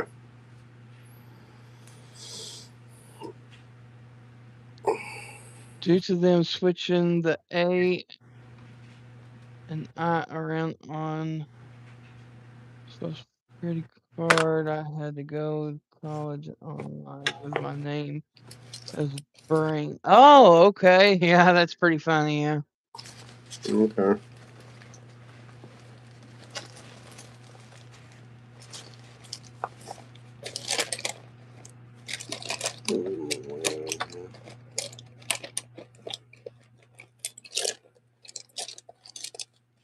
You failed because of algebra 1 and 2, huh?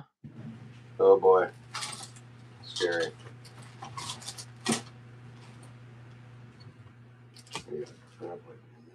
Well, I gave up on pre-calculus.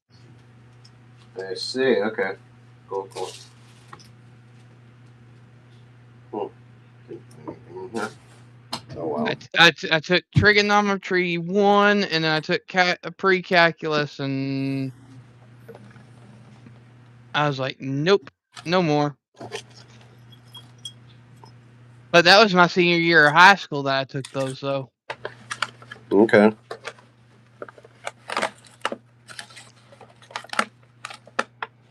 So as it stands, I've never been to college, but I still have about 5 college credits if I ever decide to go back. Nice. That's cool.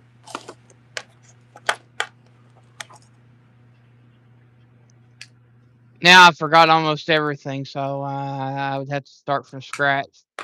Reed drops back looking, throws a screen pass, and Moss trying to make something out of nothing, got to the 29-yard line. It's 3rd down. Mm-hmm.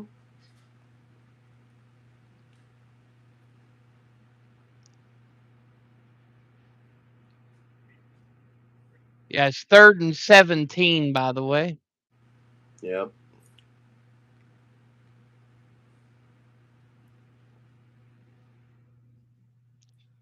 Exactly, Chrissy, exactly. You don't need calculus for football. That's absolutely right.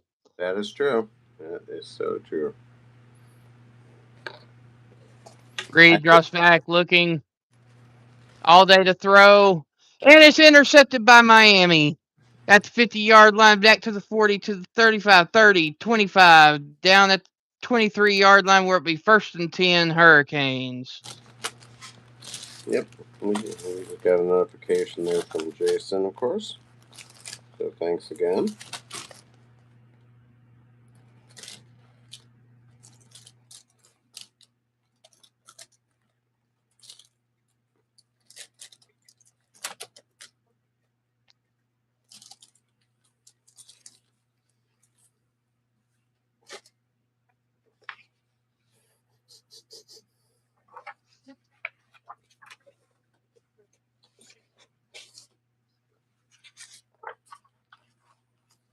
Wow. Interception was by number 13.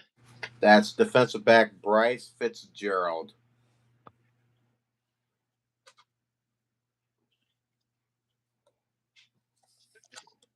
All right, so it's Malachi Tony under center on the first down play at the 20-yard line. And it's a pitch back to the back, and there was no wide receiver open, so he had to take off and run with it, and slides with about a 2-yard gain on the play. It'll be 2nd down. Right. I mean, so technically that was a wildcat formation, wide receiver reverse, and it was supposed to be a pass, but it never fully developed. So it'll be 2nd and 8 from the 18-yard line. Back in the gun, Tony in motion. Hands off to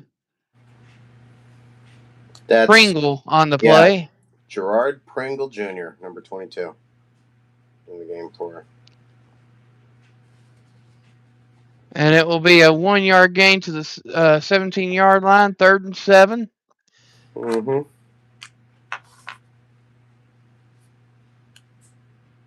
Back changing the play at the line.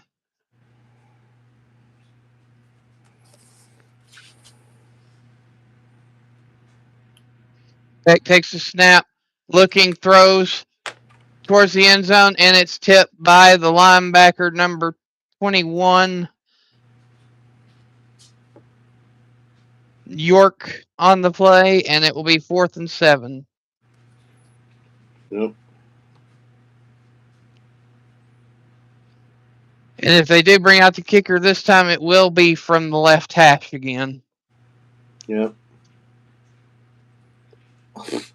Uh-oh, he did it again. I mean, does it surprise you? Yeah. I'm not surprised at all. Because you're about to find out. This wind is atrocious. I mean, when it went up, it looked like it was going to be wide right, and then it went all the way to the left goalpost. I mean, how can you predict that wind? I mean, golly. That's crazy. Yeah. If that wind was not ferocious, it would have been like, I don't know, like, let's see. If he had made those 3 other ones, it would have been 12 zip already. So, yeah. Right. Yeah. But then again, they are in college and they have taken calculus and trigonometry. They know their angles. They technically, by the time that they get into their junior and senior year of college, field goal kickers should be able to figure out the wind. I don't know. Mm-hmm.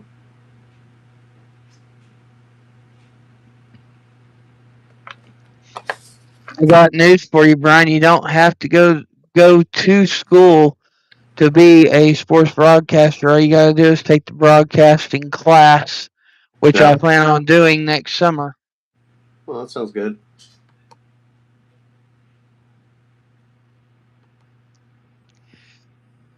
Or I could do it the old-fashioned way and go in the back door, which I'm also looking at doing that too. I'm putting in an application to be the voice of the Red Devils at Halls High School here in Knoxville. Sounds good. And that will be on WNOX radio, and if I Binox. get that spot, that will get my shoe in the door, and I could do it the back doorway. Cool. Which is why you see me do the game. One of the reasons why you see me do the game cast like this, because I can use these recordings for resume purposes. Well, there you go.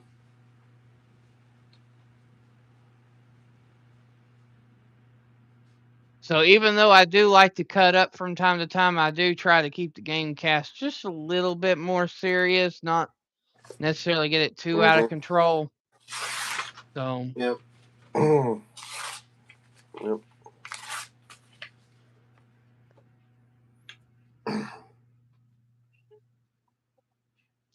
oh no, I could never be an auctioneer there, Brian. I don't have the Right. I don't have a fast enough voice for that one. Right.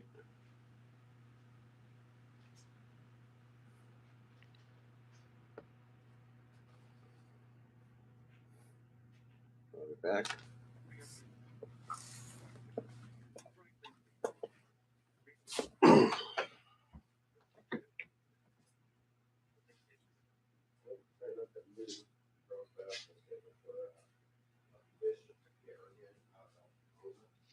If I had an auctioneer voice, I'd be able to rap. I can't rap.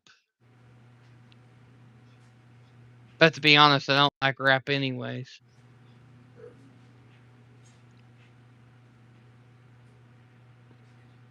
All right, so it'll be 1st and 10. A&M Aggies at the A&M 20-yard line. Reed in the gun. Sends Carver in motion and hands off to Owens, and that's a gain of about 1 on the play. It will be 2nd down. Mm-hmm.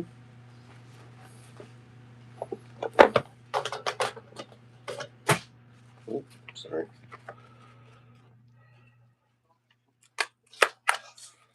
Six minutes and 50 seconds to go in the 3rd quarter. Miami up by 3. Reed under the gun. 2 wide receivers either side.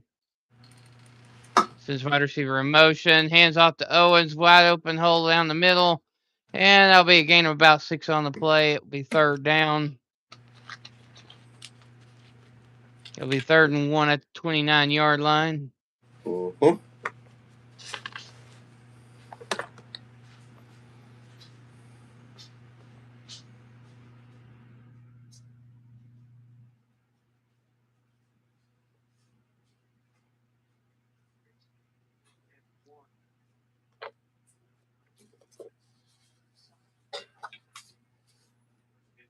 Reed takes the snap, hands off to Moss.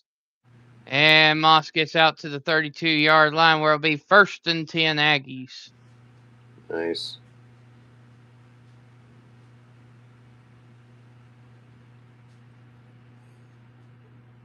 Mott and Messer with the tackle and the assist. Mm-hmm.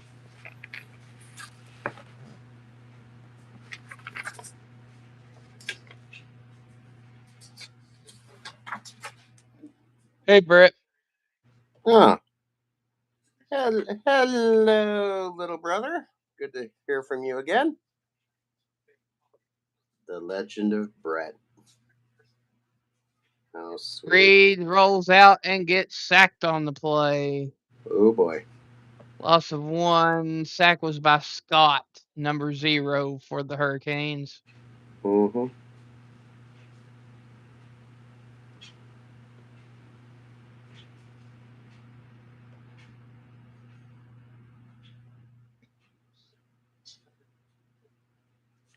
Second and 11 from the 31-yard line.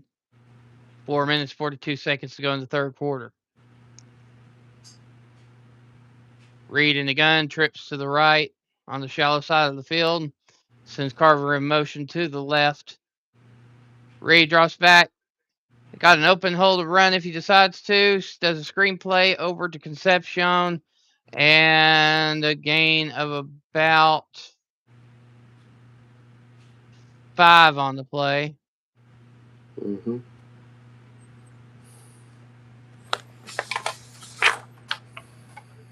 Elko's mad at the referee wanting a flag. I'm not really sure why. Okay. Oh, it was extracurriculars out of bounds. They wanted the flag, but I mean, he stopped motion as the whistle blew, so that's why they Mm-hmm. didn't throw the flag. So Okay. Reed in the gun on 3rd and 4, drops back, looking, feeling the pressure, rolls out, still feeling the pressure, and has to throw it out of bounds. It's now 4th and 4. Gosh, what is going on with those guys?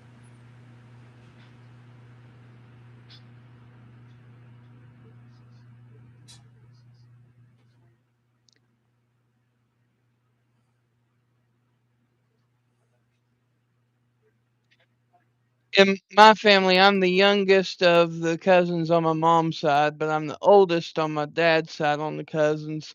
But I'm the only child as far as my immediate family goes. All right, punt going back to Miami. And it is recovered by Tony at the 20, and he's got a little gap there, and he runs through. It's 44-yard punt, and it gets down to the 30, Yep. right about the 30-yard line. Mm-hmm.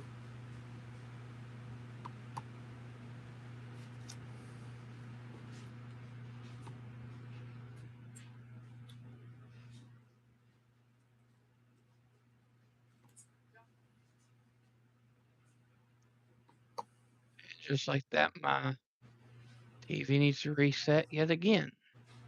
Okay. It's a little bit on the windy side here today, too. And Okay. everything's thrown off signal-wise for whatever reason, so. Okay.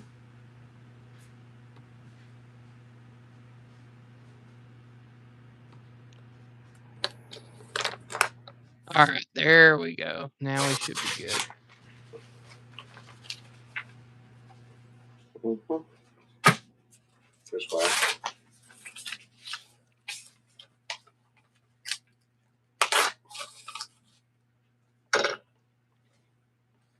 And I know I've said it for about the 3rd time already, but be sure to tune in tonight at 8 o'clock. Well, it will be about 7:30 when we start for the NFL Hangout.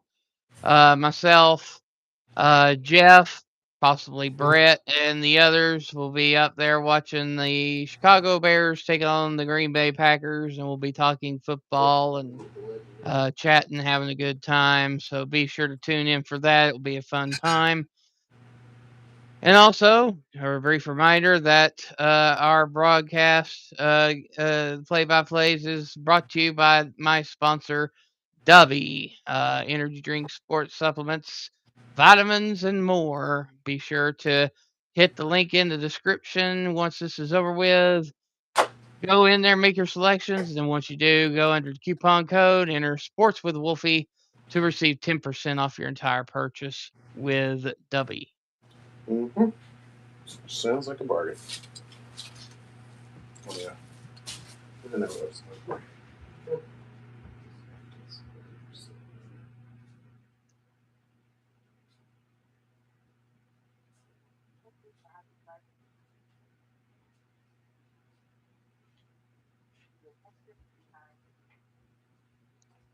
All right, Brett.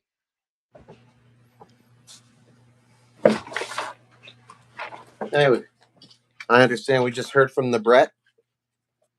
Yeah, he said that he's going to watch the game and he'll check in with us later. Oh, that sounds good. That's what I'm thinking, Brett. He just loves calling me bro. I don't believe it.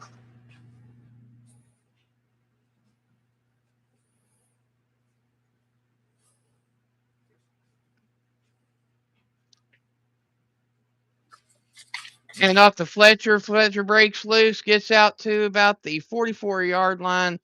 1st and 10, Hurricanes. Oh, lovely.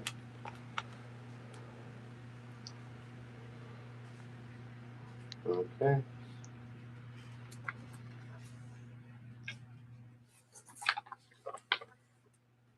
Not my favorite drink of choice, but I'm drinking me a ginger ale. Well, there you go. Sugar-free ginger ale at that. Well, that's good.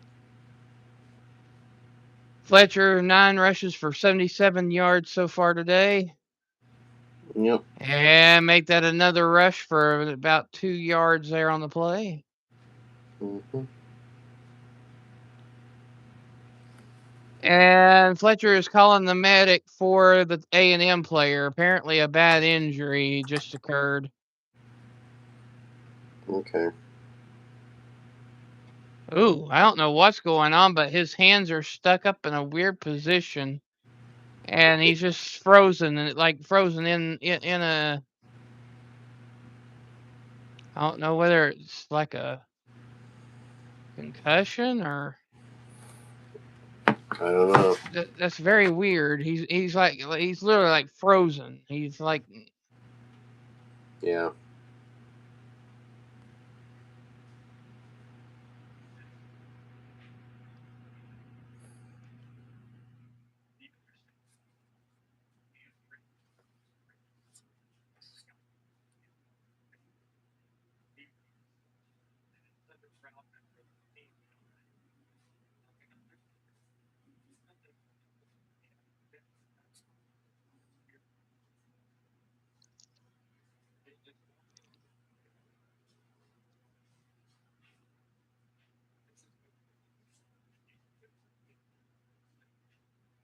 yeah, that's what's going on. It's a concussion. He's up on his own feet, but oh, and another update. Moss, the halfback for A&M, is going to the locker room for x-rays, and he's got a towel over his head in shame, like he is upset with himself. Oh, jeepers. So things are falling apart for the Aggies, it looks like. Mm-hmm. Kind of looks like it. All right, back in the gun on 2nd and 9. Trips to the left, fakes the handoff, screen pass to number 3. Joshua Moore, the wide receiver. Indeed. Thank you for that, Jeff. You're welcome. And it'll be 3rd and 5.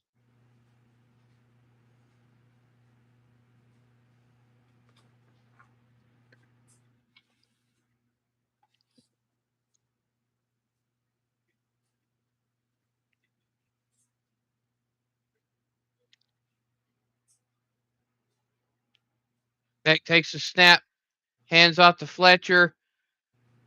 Fletcher trying to bust and make a move, but couldn't get really anywhere. It will be 4th and about 2. In this situation, almost in the 4th quarter and up by 3, I would probably take a gamble and go for it. Yeah, totally. Only because it's a 4th and 2. Yeah, it should be easy to make.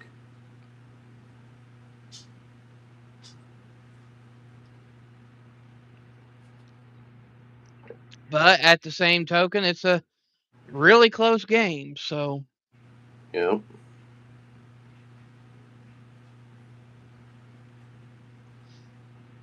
nope, they're going to take the delay of game penalty, put it back 5 yards, and punt it. So there you go. Yep.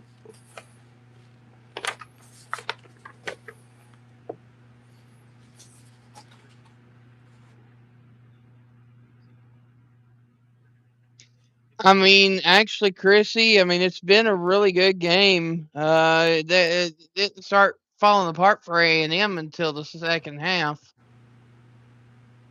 Yep. All right, Joyce back to the punt. Busey to return. There's the kick. It's really high. And it's fair caught at the 16-yard line, where A&M will take the ball 1st and 10. Mm-hmm.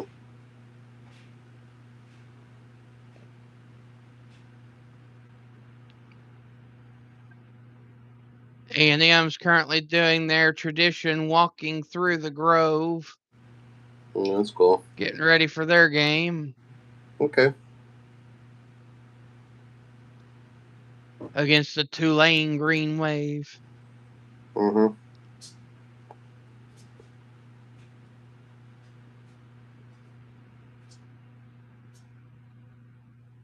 And as Jeff has said already, winner of this game moves on to take on the Buckeyes of Ohio State.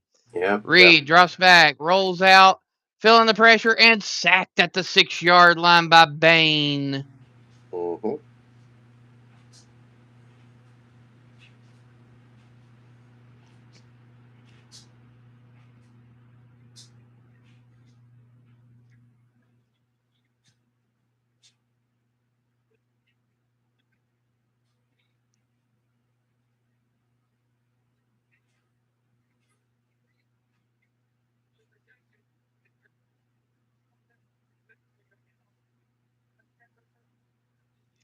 And that is the end of the third quarter with your score: number 10 Miami 3, number 7 Texas A&M nothing.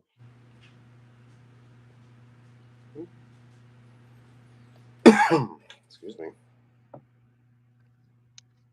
All right. Do we have any of the end of quarter stats, Jeff?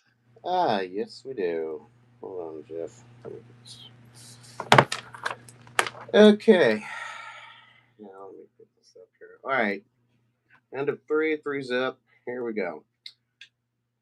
First downs, we had 10 for Texas A&M and 8 for Miami. On third down efficiency, Texas A&M is 4 out of 11, while Miami is 2 out of 11. My goodness.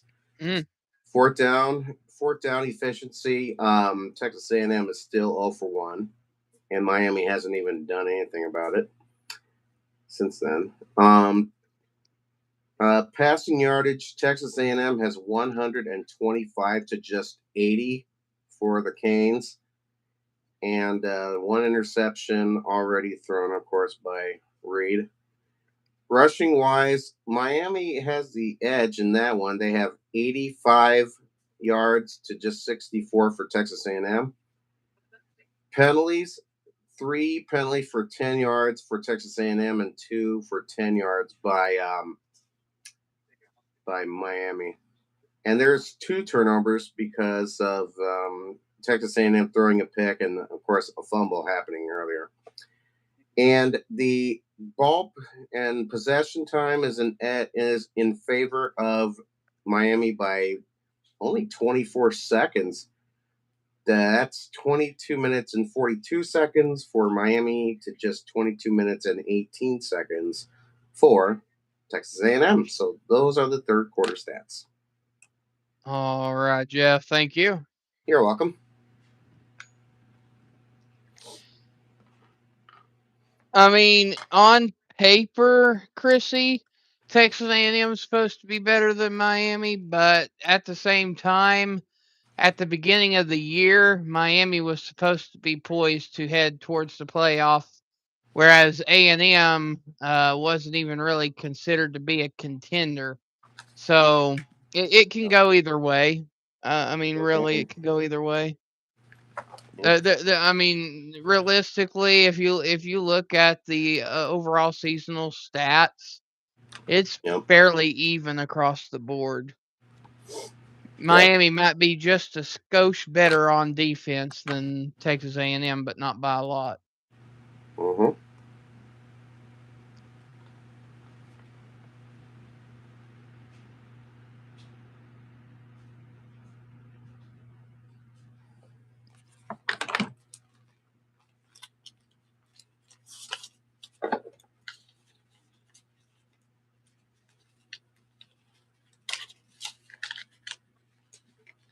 All right, let's see here. Reed takes a snap, looking, throws, and passes complete, but short of the first down marker. Pass to Bethel. Okay. Guy named Bethel. It'll be a 3rd and 3 coming. Yep, that was Ashton Bethel Roman. That was his 3rd catch of the day.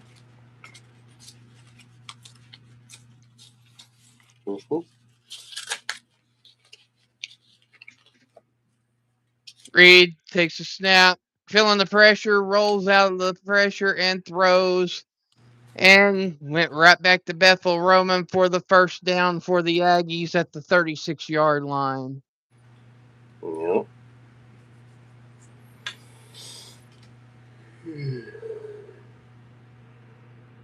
Oh, shoot.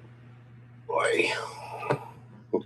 Reed takes a snap, rolls out, decides to keep it, and gets out to about the 38, 39-yard line where it'll be 2nd down.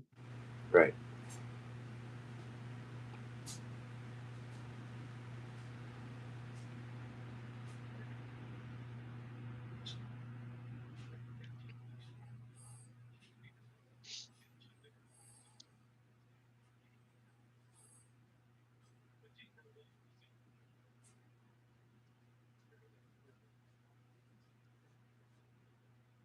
Second and 8 from the 38.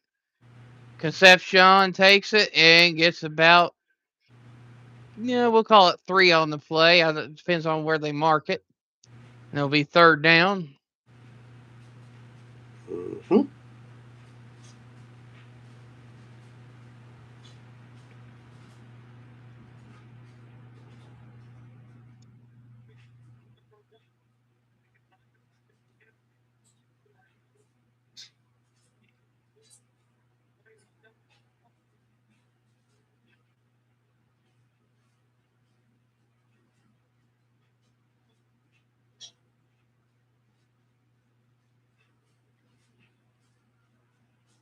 He takes a snap, screenplay over to Carver, and it looks like he got enough for the first down. So it'll be 1st and 10 Aggies.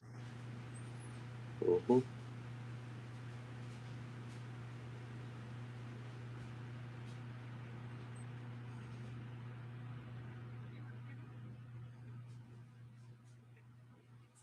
Ball is at the 47-yard line. Mm-hmm. Reed takes a snap, hands off. Looks like it's Smith. Yep, E.J. Smith. Gain of 2 on the play. It will be 2nd and 8. Yep.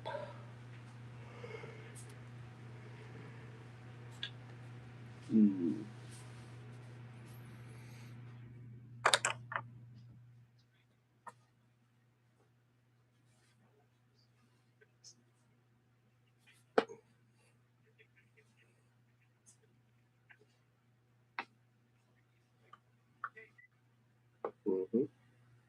Reed sends Concepcion over. Fakes the handoff, but then does a screen pass to him and gets it out to, looks like the 47-yard line on the Miami side of the field. Yeah. Might be the 40. Yeah, might be the 46. I can't tell. Yeah. It is the Miami 46. And it will be a 3rd and 3. Yep. And then have an unexpected play. That's what happened next. All right. Concepcion in motion. Oh, we have encroachment on the defense. Yep. That would be on number 11, defensive lineman David Blade Jr. of Miami. Just flat out bowled over the center. Yeah. Totally. Totally dead. Crazy. That is Miami's biggest defensive lineman. Sheesh. No kidding. Excuse me. Goodness. And of course, he's slapping himself on the helmet because he made a stupid decision. Yep, that happens. All right, Reed rolls out, looking, throws. Wide open Concepcion on the play at the 20-yard line, and they say it is a catch. He pulled it in, and it'll be 1st and 10 Aggies at the 20. Yep. So, nice response by the Texas A&M team. Trying to Jason, he's getting excited. They are going to review it just to make sure that it didn't bounce off the field, and All right. that's probably a smart call because I mean he Yep. was diving to make the catch, so. Right. That is true. That is true. Ooh, I don't know, Jeff. Yep. I don't When know he either. when he landed, you could see that ball moving. Oh, okay. I think it might be overturned here. It could be. It could be.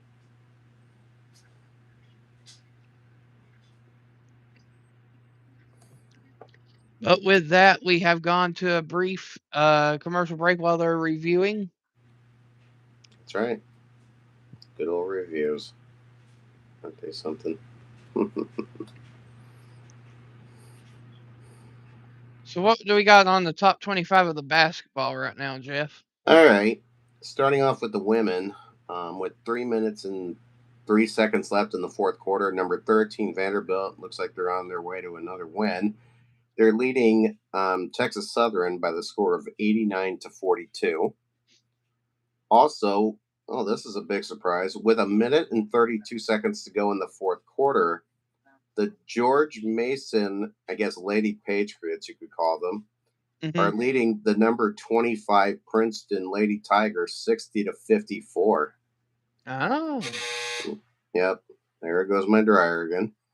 And in the third quarter at the Champions Classic, with 6 minutes and 7 seconds to go in the third, it is top ranked UConn 53, number 11 Iowa 35.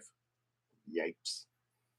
And with 11 seconds almost to halftime in their game, number 3 South Carolina, Dawn Staley's team, leading Florida Gulf Coast University 53-21, and that game is now gone to halftime. So that's the story with the women. Now over to the men. All right. Ooh. In the CBS Sports Classic, with 3 minutes and 46 seconds to go in the second half, it is Kentucky 67, number 22 St. John's 53. Wow. Okay. Yep.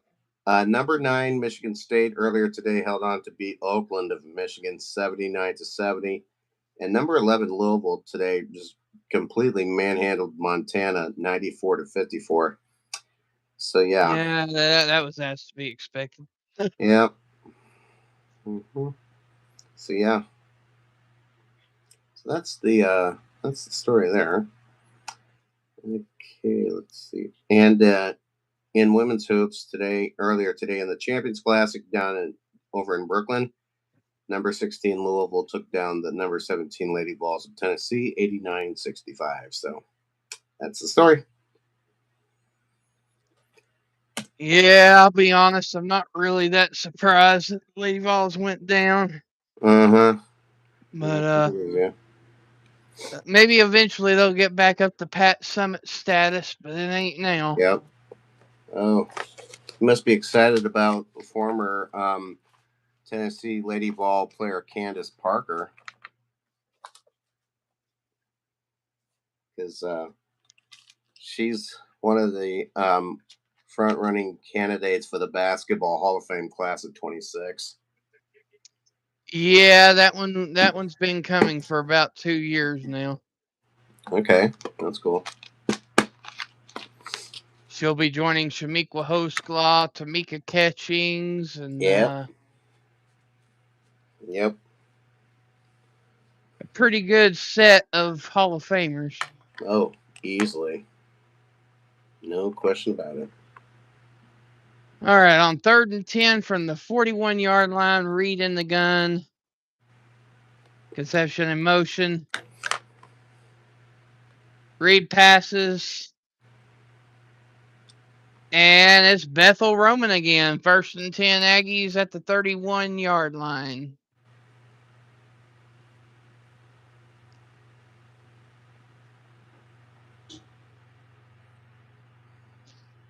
Papa Smurf Jeff, I picked Miami by 3 on Tuesday. And right now Miami's up by 3, but that looks like that could change. It could. It could. Okay, I don't know what they're reviewing this time, but they're reviewing it. Mm-hmm.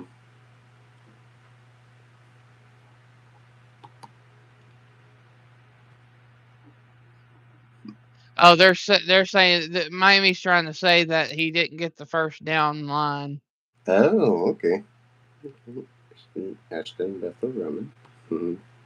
Actually, looking at it, it looks like he might have been short. Yep. It looked like he got up to the 31-yard line and he got driven back, so that would be about a half yard shy of the first down marker. Right. Oh. If they overturn it. Yeah. I read about that kick by that third missed field goal by Carter Davis of Miami. He doinked it. It was a doink. Yeah. Yep. Oh, I got a message from over there too. My brother-in-law. And it's also that's 3 missed field goals for Miami today, which is the most missed field goals since 2012. Oh boy. In one game. Oh yeah. And by the way, did you know that Texas A&M has had the longest drought of the last time they ever won a national championship in football? Indeed. 1939. Indeed. Just when World War II was breaking out. Crazy.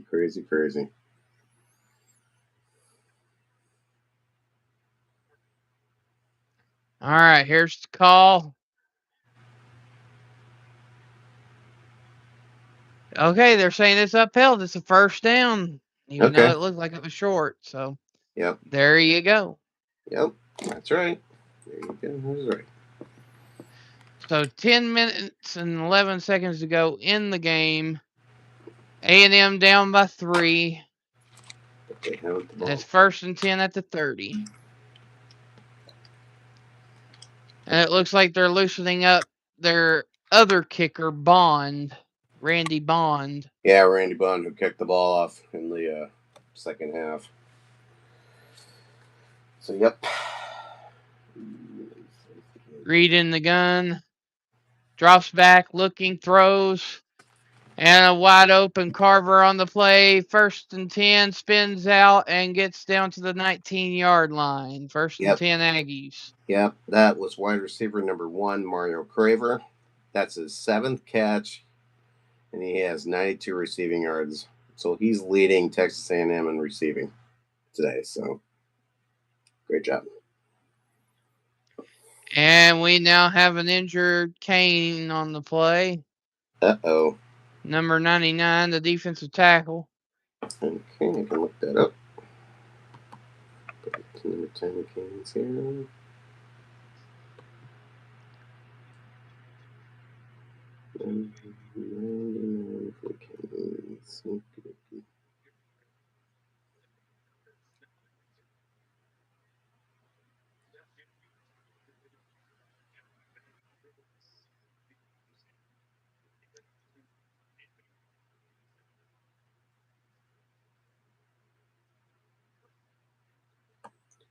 Number 99 for the Canes, that's Ahmad Moten Sr.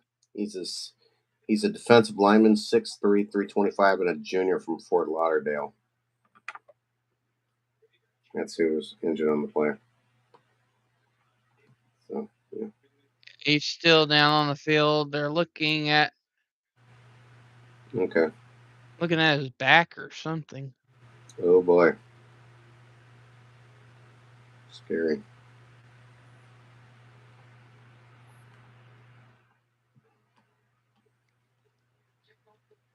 As to a person that has 2 swollen discs in his lower back, I can concur with the concerns.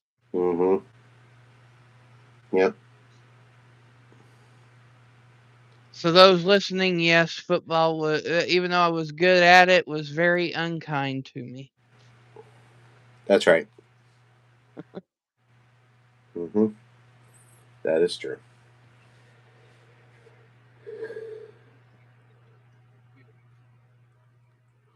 Excuse me. Yes. Which, to be perfectly honest, I don't know a single lineman Uh, that played line in football ever yeah. walked away without not having any injuries or any repercussions from playing football. Right. Every lineman I've ever known has repercussions of some kind. Yep. It is. Yes, it is. It's wonderful. I mean, it's all right. Hmm. I think it is so wonderful to have a panel of people from all over the United States. It's wonderful. It is. It gets doing panels like that. You get to know people that you probably would never know in That's right. a real life basis. So Yeah. Yeah. I got introduced to this because, of course, my little brother Brett. Of course, I give him the credit.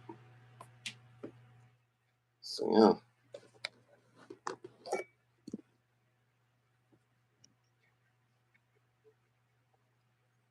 Hmm.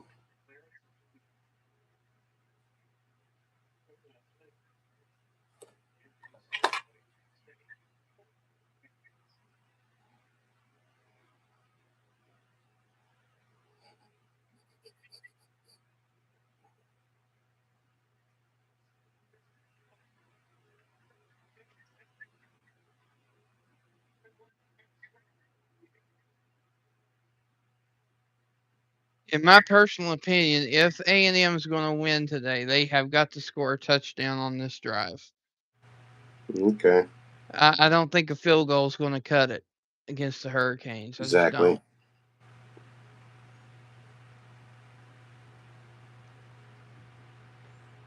I totally believe that.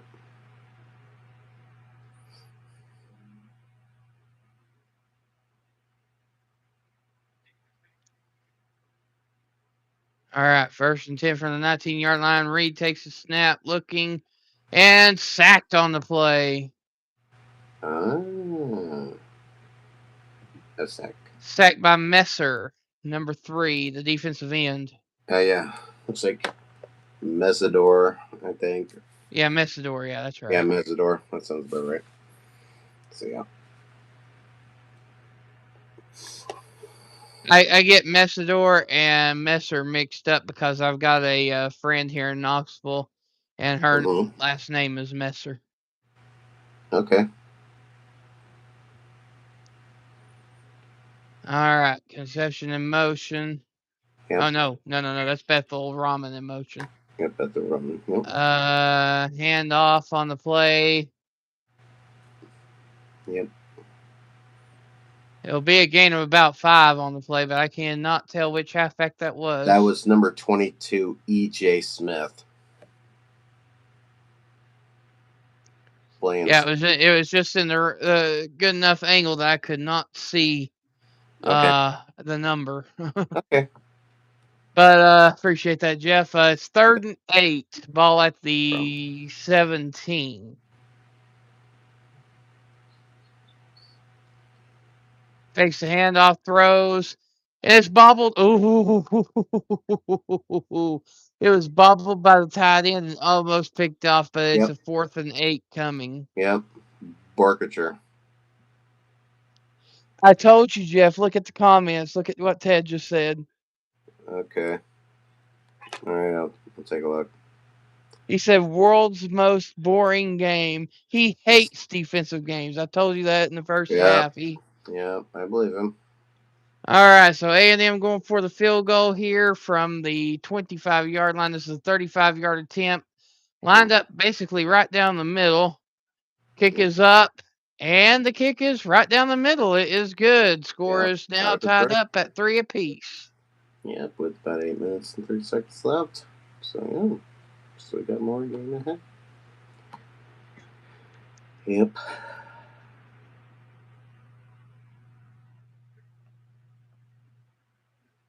Yep. Well, Beck may stink, Ted, but at least he's got players like Tony and Fletcher to back him up a little bit. Yep. I'll be right back. Oh, yeah, I forgot your buzzer went off. Yep. my dryer, I call it. Ugh.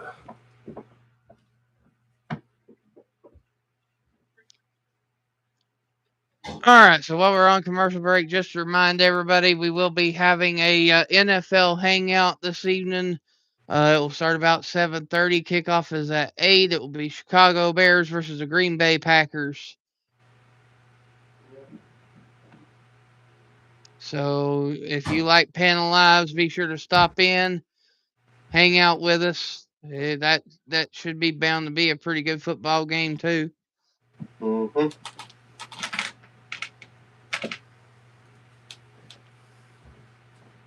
Oh, I knew you would fall asleep, Ted. You were alive all night. And then you had to go out this morning. You can't go all day. I mean, once we hit 35, you got to at least have 6 hours of sleep or you can't function.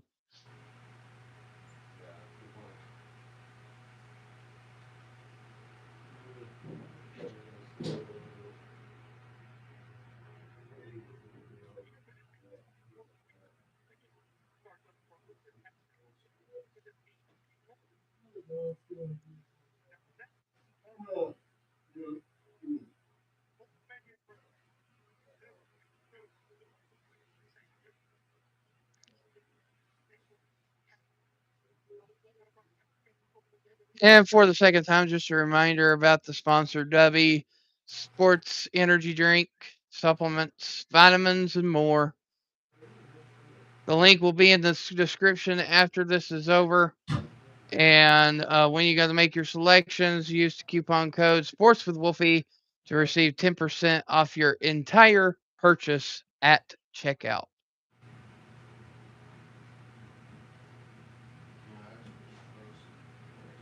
And again, that is W Energy and the code SportsWithWolfie.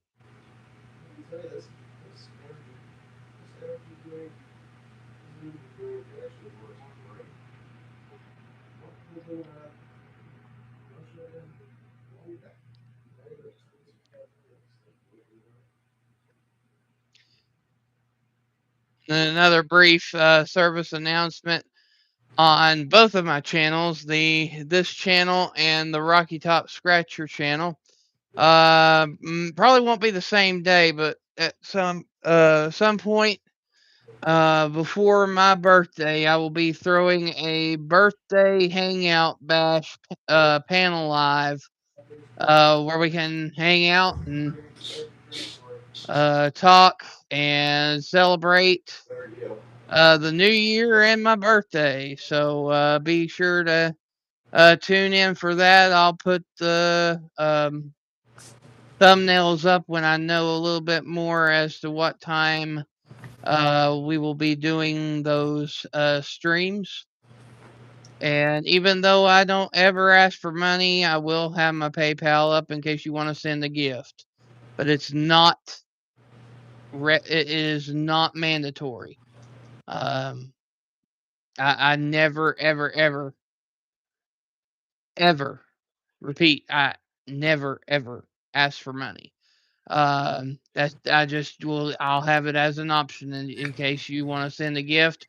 Or you can contact me by email for fun mail. I'm always willing to receive fun mail. Yeah.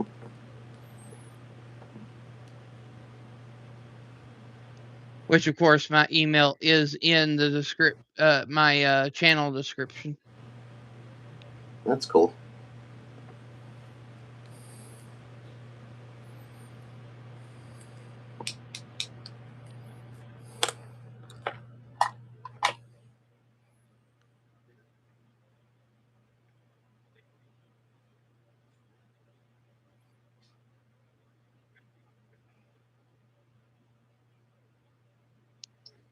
All right, so there was an offsides on the kickoff. So they're going to back it up 5 yards.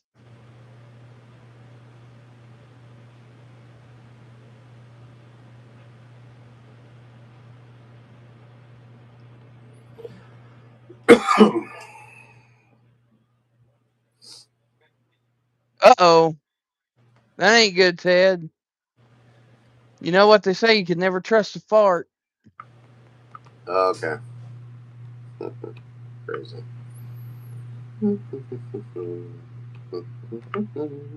All right. So again, they're having to hold the ball because the ball keeps rolling off the tee.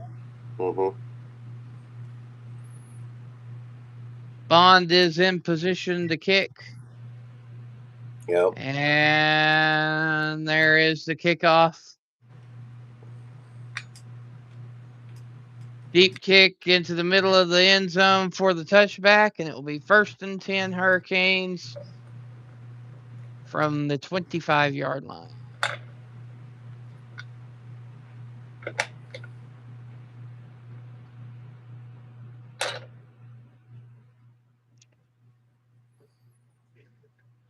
Yeah, Beck's stats today: 12 of 18 for 80 yards, no touchdowns, no interceptions. That's right. A very below average game. Yep. But it is extremely windy. Yes, very much. All right, Bex takes the snap, hands off to Fletcher. Fletcher busts loose down the middle, gets about 16-yard run on the play to the 41-yard line. 1st and 10 Hurricanes.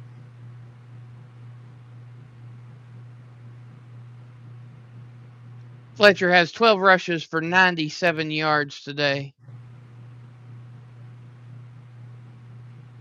That's about 8 yards a carry, if my math is correct. Mm-hmm.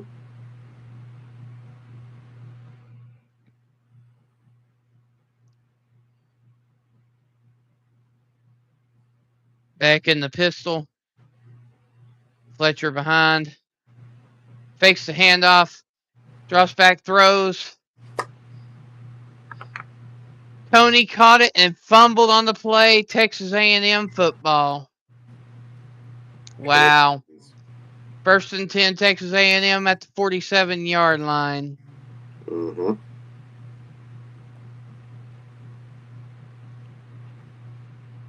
First Miami turnover of the game, and that was a brutal one. Yep, it was.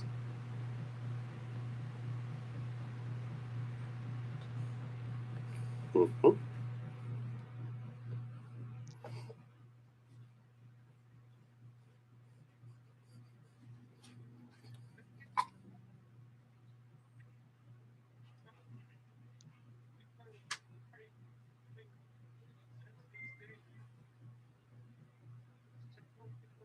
And we had a message on the Pick'em Crew message text line, chat line by Brett, who said, "Wow, fumble recovery for Texas A&M." That is correct, Brett.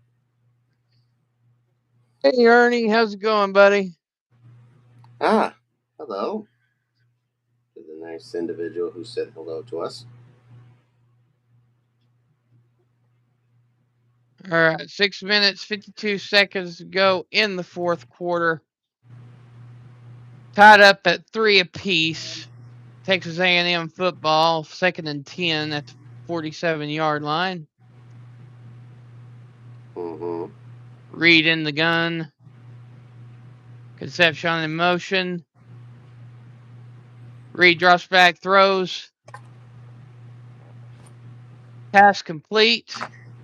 And backpedals past the 1st down marker for a 11 to 12-yard gain on the play. 1st and 10 Aggies. Mm-hmm.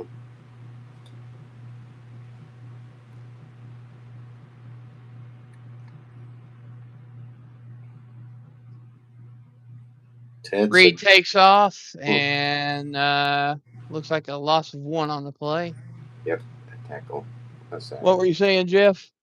Oh, I was just there was a little message by a Ted here that said Chrissy Muffins on it. Oh, yeah. I've never heard of such a thing, as far as I know it. Yeah, Ted has nicknames for everybody. Clever guy. What can I say?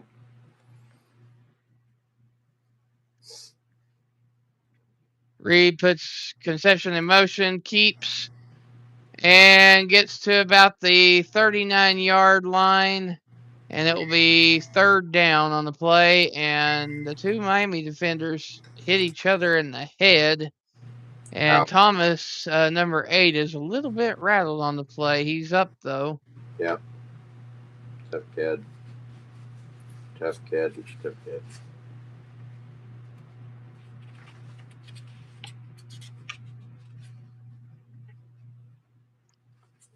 All right, Reed in the gun, two wide receivers to the right. Looks like Smith is the back there with Reed. Yep. Feeling the pressure, and Reed is sacked. And the flag on the play, it looks like it's going to be a hold on number 71, the offensive lineman. But the referees are looking at Bain. I don't know what's going on. Reuben Bain Jr. See what they say here.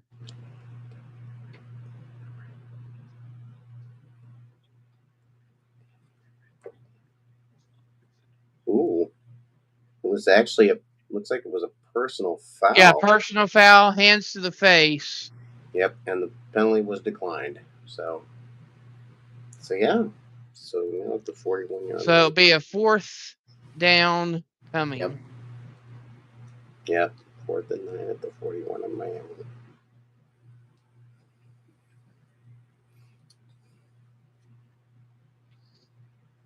Ted, you're going to keep on ratting on Miami until they win, ain't you? Reed is going for it on a 4th and 9 under the gun, trying to get Miami to jump. That's right. They're trying to jump. 10 seconds on the play clock. 9. They're just staring at each other. It looks like they're going to call a timeout, or probably, Of course they will call it. Or take the delay of game, one of the two. And boot and kick. So much. Yep, they took the delay of game. They're going to back it 5 yards and punt it. Okay. Oh, no. Miami opted to decline that penalty.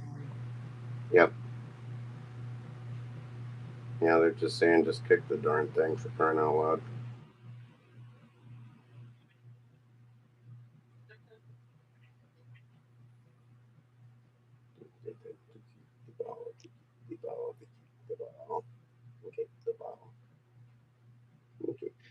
So it looks like Snake might have been right. He was filling overtime. It's kind of looking like overtime. Unless Miami goes straight down the field. Which could happen. Oh.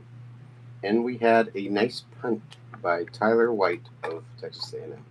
Yeah, returned by Tony out to the 12-yard line. It rolled all the way to the 4-yard line, but returned out to the 12.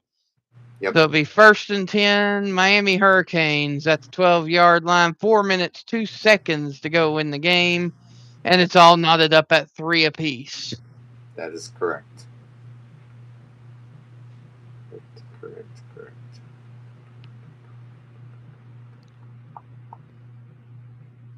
I said that it would come down to who scored first. That was Miami. Snake said that it would go into overtime.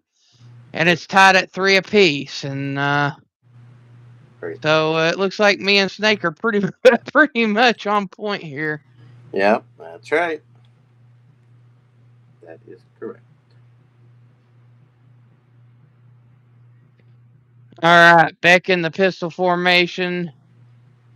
Sends Marion in motion. Hands off to Fletcher. Wide open hole down the middle. Fletcher out to the 40, to the 45, to the 50, to the 45, to the 40, 35, 30. Holy cow, what a run. Yeah, that was quite a good run there with Dalton Burks on the tackle. 13 rushes for 153 yards now for Fletcher. That's 11.8 yards a carry.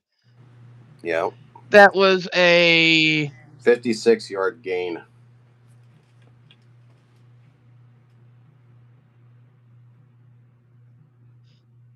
I was going to say 55, so I'm glad you said that. Appreciate that, Jeff. No problem. Thank you. All right. Beck sends Marion in motion.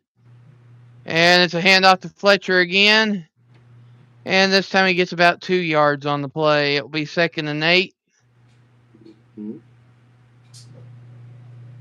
Damien. Yes, Teddy, run, Forrest, run. I'm sure you were yelling the whole time. Run, run, run. Go, go, go. I wonder how the scene of that one was like. Damian Sanford with the tackle there. He has 7 total tackles. Ooh. We have another good play coming up. All right, back in the gun. Hand off to Fletcher. Fletcher gets a hole. Bust loose. 1st and 10, Miami. Mm-hmm.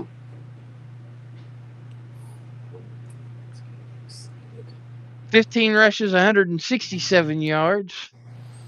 Yep, that's right. And Miami's taking it to the 2-minute warning. Yep. Where they're in striking distance. And it's tied up at 3 apiece. That's right. 3-3. Who would have thought? I swear, if this goes to a last-second field goal and my prediction's right, Miami by 3, that's going to be crazy. It will. It will be crazy. Yeah.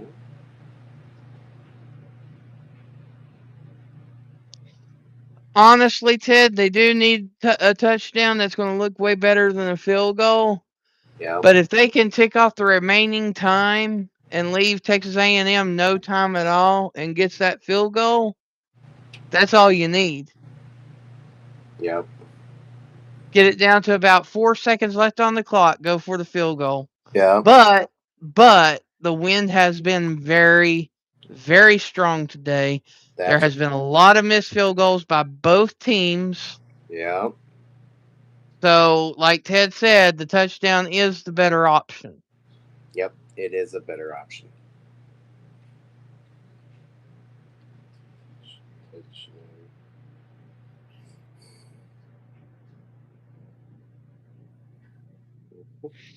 Yeah, Ted's being extra hard on Miami because of the way they played earlier in the year against Louisville and SMU. So he's mentally rooting for them, but he's going to bash them until they win. That's the philosophy he's going with. Okay.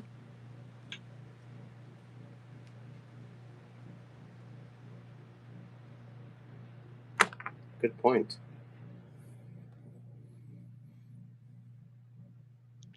Kind of like D-Man was last night because he had made a wager with Roughneck, and he kept the razor there beside him. He was convinced that he was going to have to shave his beard, and then Bama finally came back and won.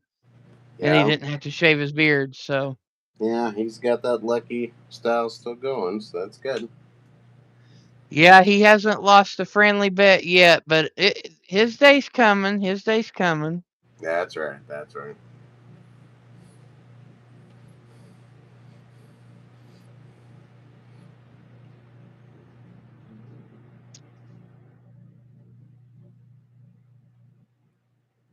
And of course, we will be entertained this evening by the great words of Brett, and others. Yes, as I've said before on the panel lives, you never know what's going to be said. Yep. And that's why, folks, that's why these panels are so exciting. And it could be a little tough, but it can also be just downright silly. So there were moments where me and Jeff were laughing our asses off. We must admit that is true. We were laughing our butts off for sure, which is fun because laughter is the best medicine there is. So yeah. All right, here we go. Yes, here we go. Here we go. Beck in the pistol, Fletcher behind. 2 minutes to go. 1st and 10 from the 21-yard line. No, 16-yard line. Yes. Hand off to Fletcher, and that will be a gain of about 4 on the play. Okay. Michael Irvin's on the sideline down on all fours. Who would have thought a legend like him would be like that?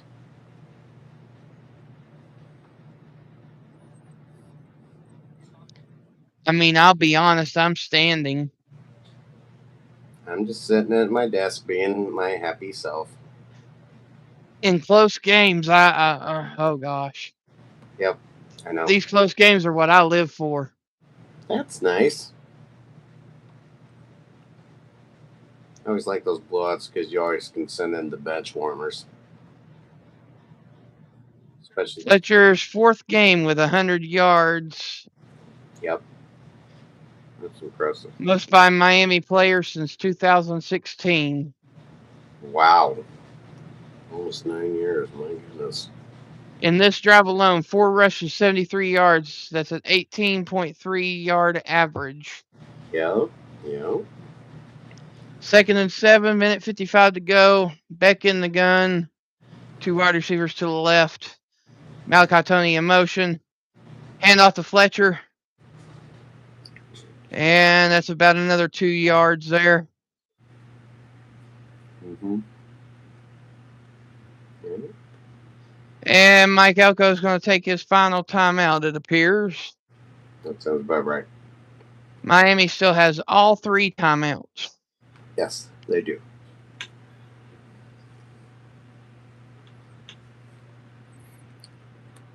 Now the viewership has gone up to 7, and down to 6. So hello, you 6 to 7 people. Thank you to the ones listening in right now. It's 3-3. Mm-hmm. Tied ball game in the clutches of the game. Down to the final minutes. 55 seconds to go. 2nd and 7 from the 11-yard line.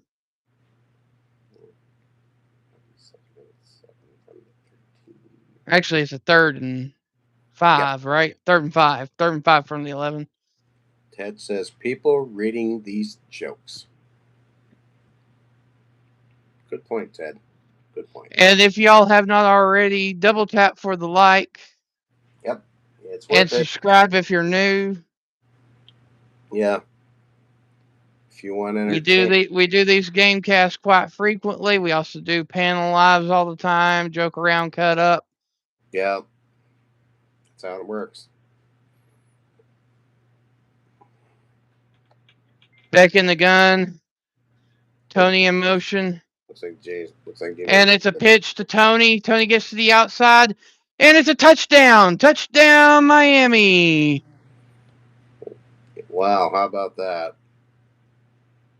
Carson Beck with his first touchdown pass of the game. How do you like that?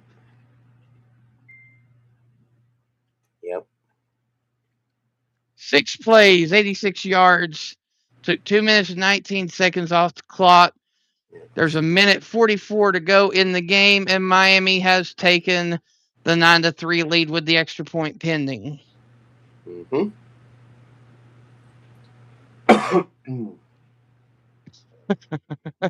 Ed. Yep. 10-3. All right, here comes the extra point attempt.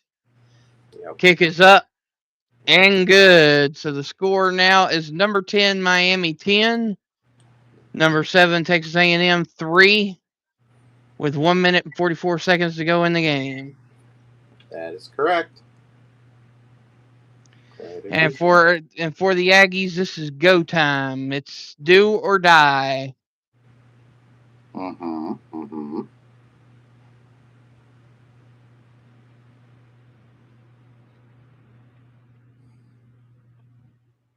Yep. And it looks like Miami might get their rematch game against the Buckeyes from years ago. Oh yeah. Yeah, down there in Texas. Yeehaw. Good old Texas. In Jerry Jones's backyard.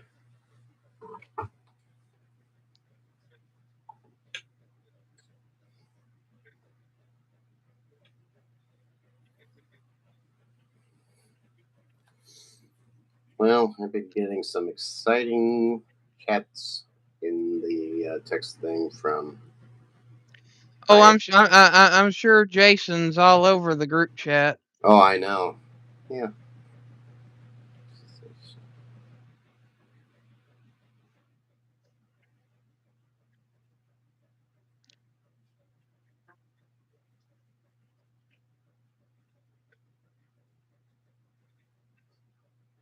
All right, and here's the kickoff back to A&M.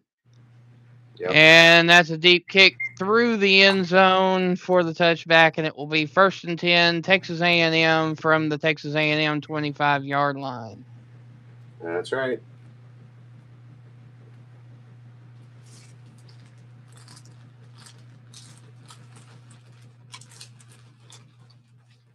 Actually, Ted, that is 104 seconds, not 144 seconds. Yeah, that's right.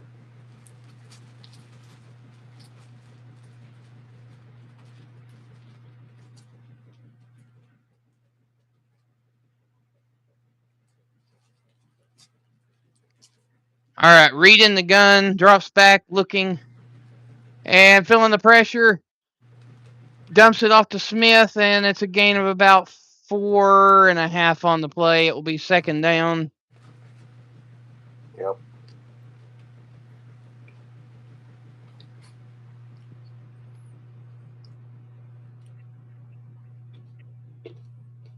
.95 seconds remain. Mm-hmm.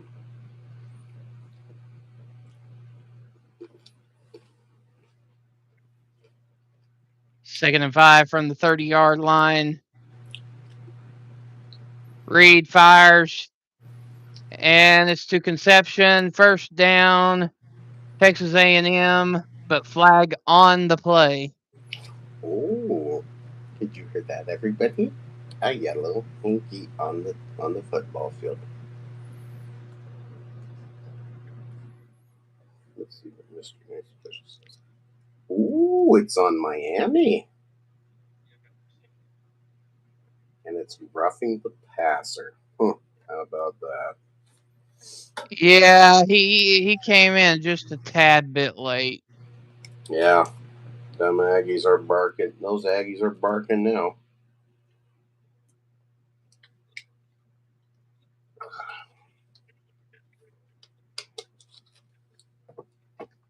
So now there is 90 seconds left. 1st and 10, Texas A&M at the 48-yard line. Yeah.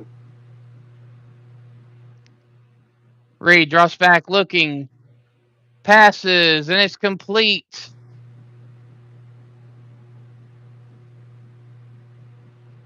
To the tight end. That would be Borkirch. Yeah, Horkcher. Borkirch. Reed drops back, looking, and nothing open. He decides to run with it, gets it out to about the 25-yard line. 2nd down. They're getting closer.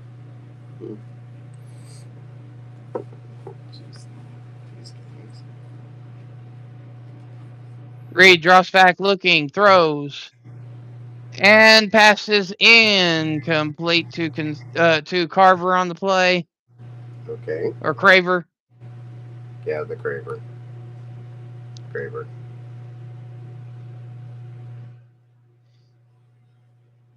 The Miami defender got his arm in there right at the last second to deflect the ball away from his hands there. Yeah. 3rd and 1 on the play. Mm-hmm. Reed hands off to Smith, and Smith gets the 1st down with ease down to the 19-yard line. Oh, wow. 49 seconds to go. Yeah. Reed takes a snap, looking, throws, pass complete to Conception, down to the 4-yard line, and it's 1st and goal, A&M. Oh boy, Kyle Fields getting excited again. What's that reading? I don't know what he's doing. Yeah, if I was Miami, I'd take a timeout. You got all 3 of your timeouts. Yep, Take a timeout for crying out loud. Yep.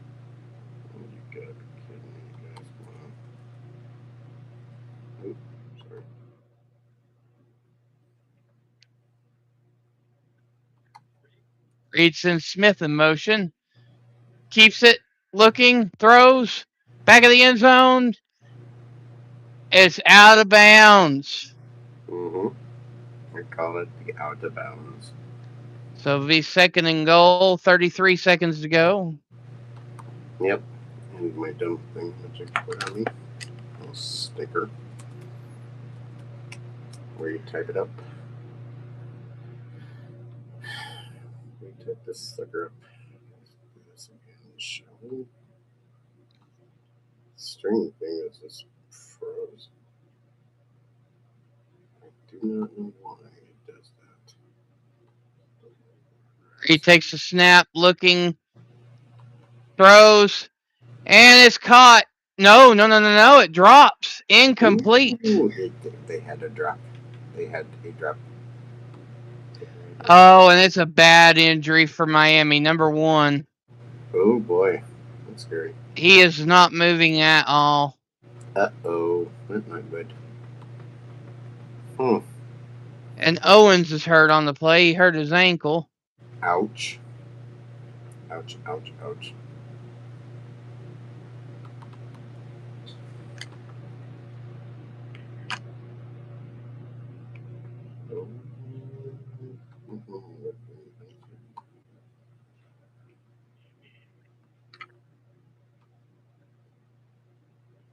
Yep.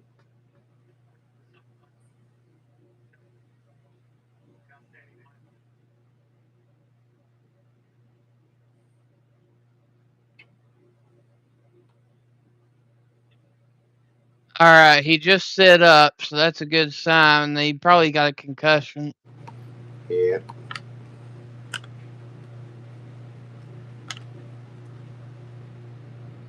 Okay. For some odd reason, my computer thing is being a little bit of a stinker. That was Tor that was down on the field, the linebacker, number 1, senior out of Pleasantville, New Jersey. Well done. Chick-fil-A, thank you, but no thanks. Goodness.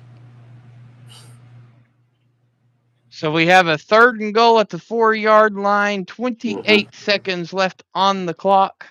Yeah. 28 seconds left on the scoreboard clock. Yep. Yeah, I'd be watching out for Reed to keep it here. Yeah, he's a dual threat. Most quarterbacks we hear about these days. 4-man front for Miami. Reed in the gun. Drops back looking. And it's intercepted by Miami. Fitzgerald. Intercepted by Miami, and that will be the game, folks. Wow. Miami has pulled off the upset. Upset alert. Holy Toledo. Oh, man. Wow. Wow. I think Ohio State's looking at each other like, uh-oh. Miami picked it off with 24 seconds to go, and they will have a 1st and 10. Hurricanes at the 20-yard line, and they will just take a knee, and they will head to Arlington, Texas. For the Cotton Bowl. It's amazing they still got the old stadium still up. It's incredible. But they play the game in Arlington. Yep. That's right, Jason. Oh, never mind. Yeah, I think you're right, actually. And there is the knee, and that is the game. Jason's right. What? I know. I think the winner of this game actually, I don't know. I think he says they play Indiana or something. I'm not sure. No, Indiana plays Alabama. Oh, yeah. Yep. Ted says Miami still smells like Limburger cheese. Okay, Ted, got you left there, bud. Oh, I better get working on the stats here.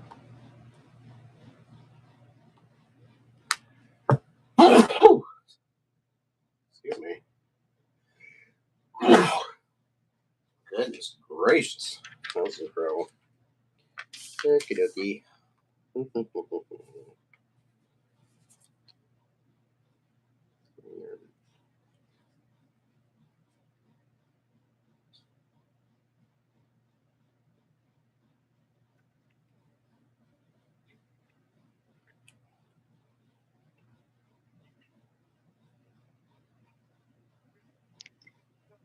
Man, what a game. You telling me? My goodness.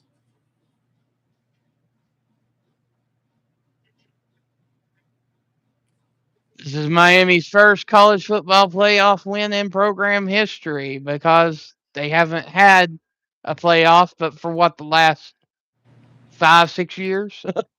Something like that, yep.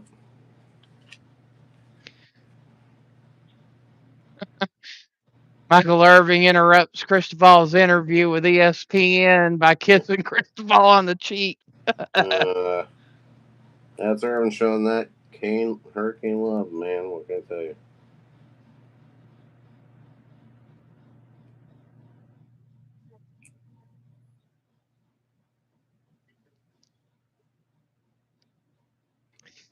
Well, I think the player of the game in this one, in my opinion, would have to go to Fitzgerald. Oh, yeah. Yeah, it sure would be. 2 interceptions and the game decider interception. Yeah, I would tip my hat to him. Yep. Yeah.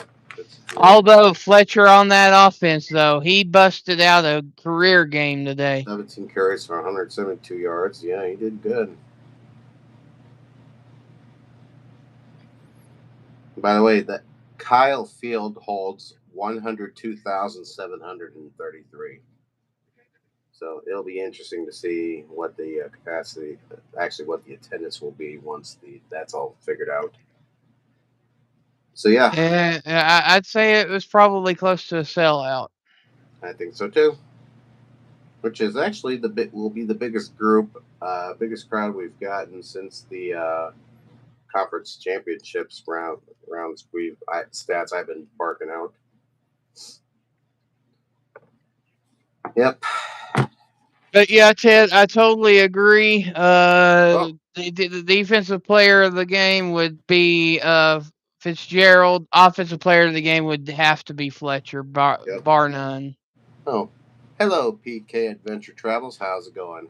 Hey, Ryan. Oh, that's Ryan. Oh, he has 2 channels. It's Ryan Parker, and his second channel is PK Adventures. How's it going today, Ryan? Yep. I told you. Yeah. That was quite a doozy. Mm-hmm. All right. Well, that concludes the GameCast today. So we're going to wrap it up here. Jeff, let's go over the final stats, shall we? Sounds good to me. Let's do that. All right. Final stats from this game. Texas A&M had 237 passing yards to just 103. And then the rushing yards, that's where it really went in the opposite direction. Texas A&M got held to 89 yards of rushing, while Miami had 175 on the ground. That's great. That was the determining factor right there, is the run game. Yep. And then on third down, Texas A&M was like 8 out of 18, while Miami of Florida was only 3 out of 12. But, well, the rest is history. And then, but the big story, the turnovers. 3 for Texas A&M and just 1 for Miami. And I won't be able to give you the attendance of this game until Tuesday, or whenever you're able to get it. Yep, or whenever I'm available on Tuesday. So, yep. So that's the story about this game. So, yep.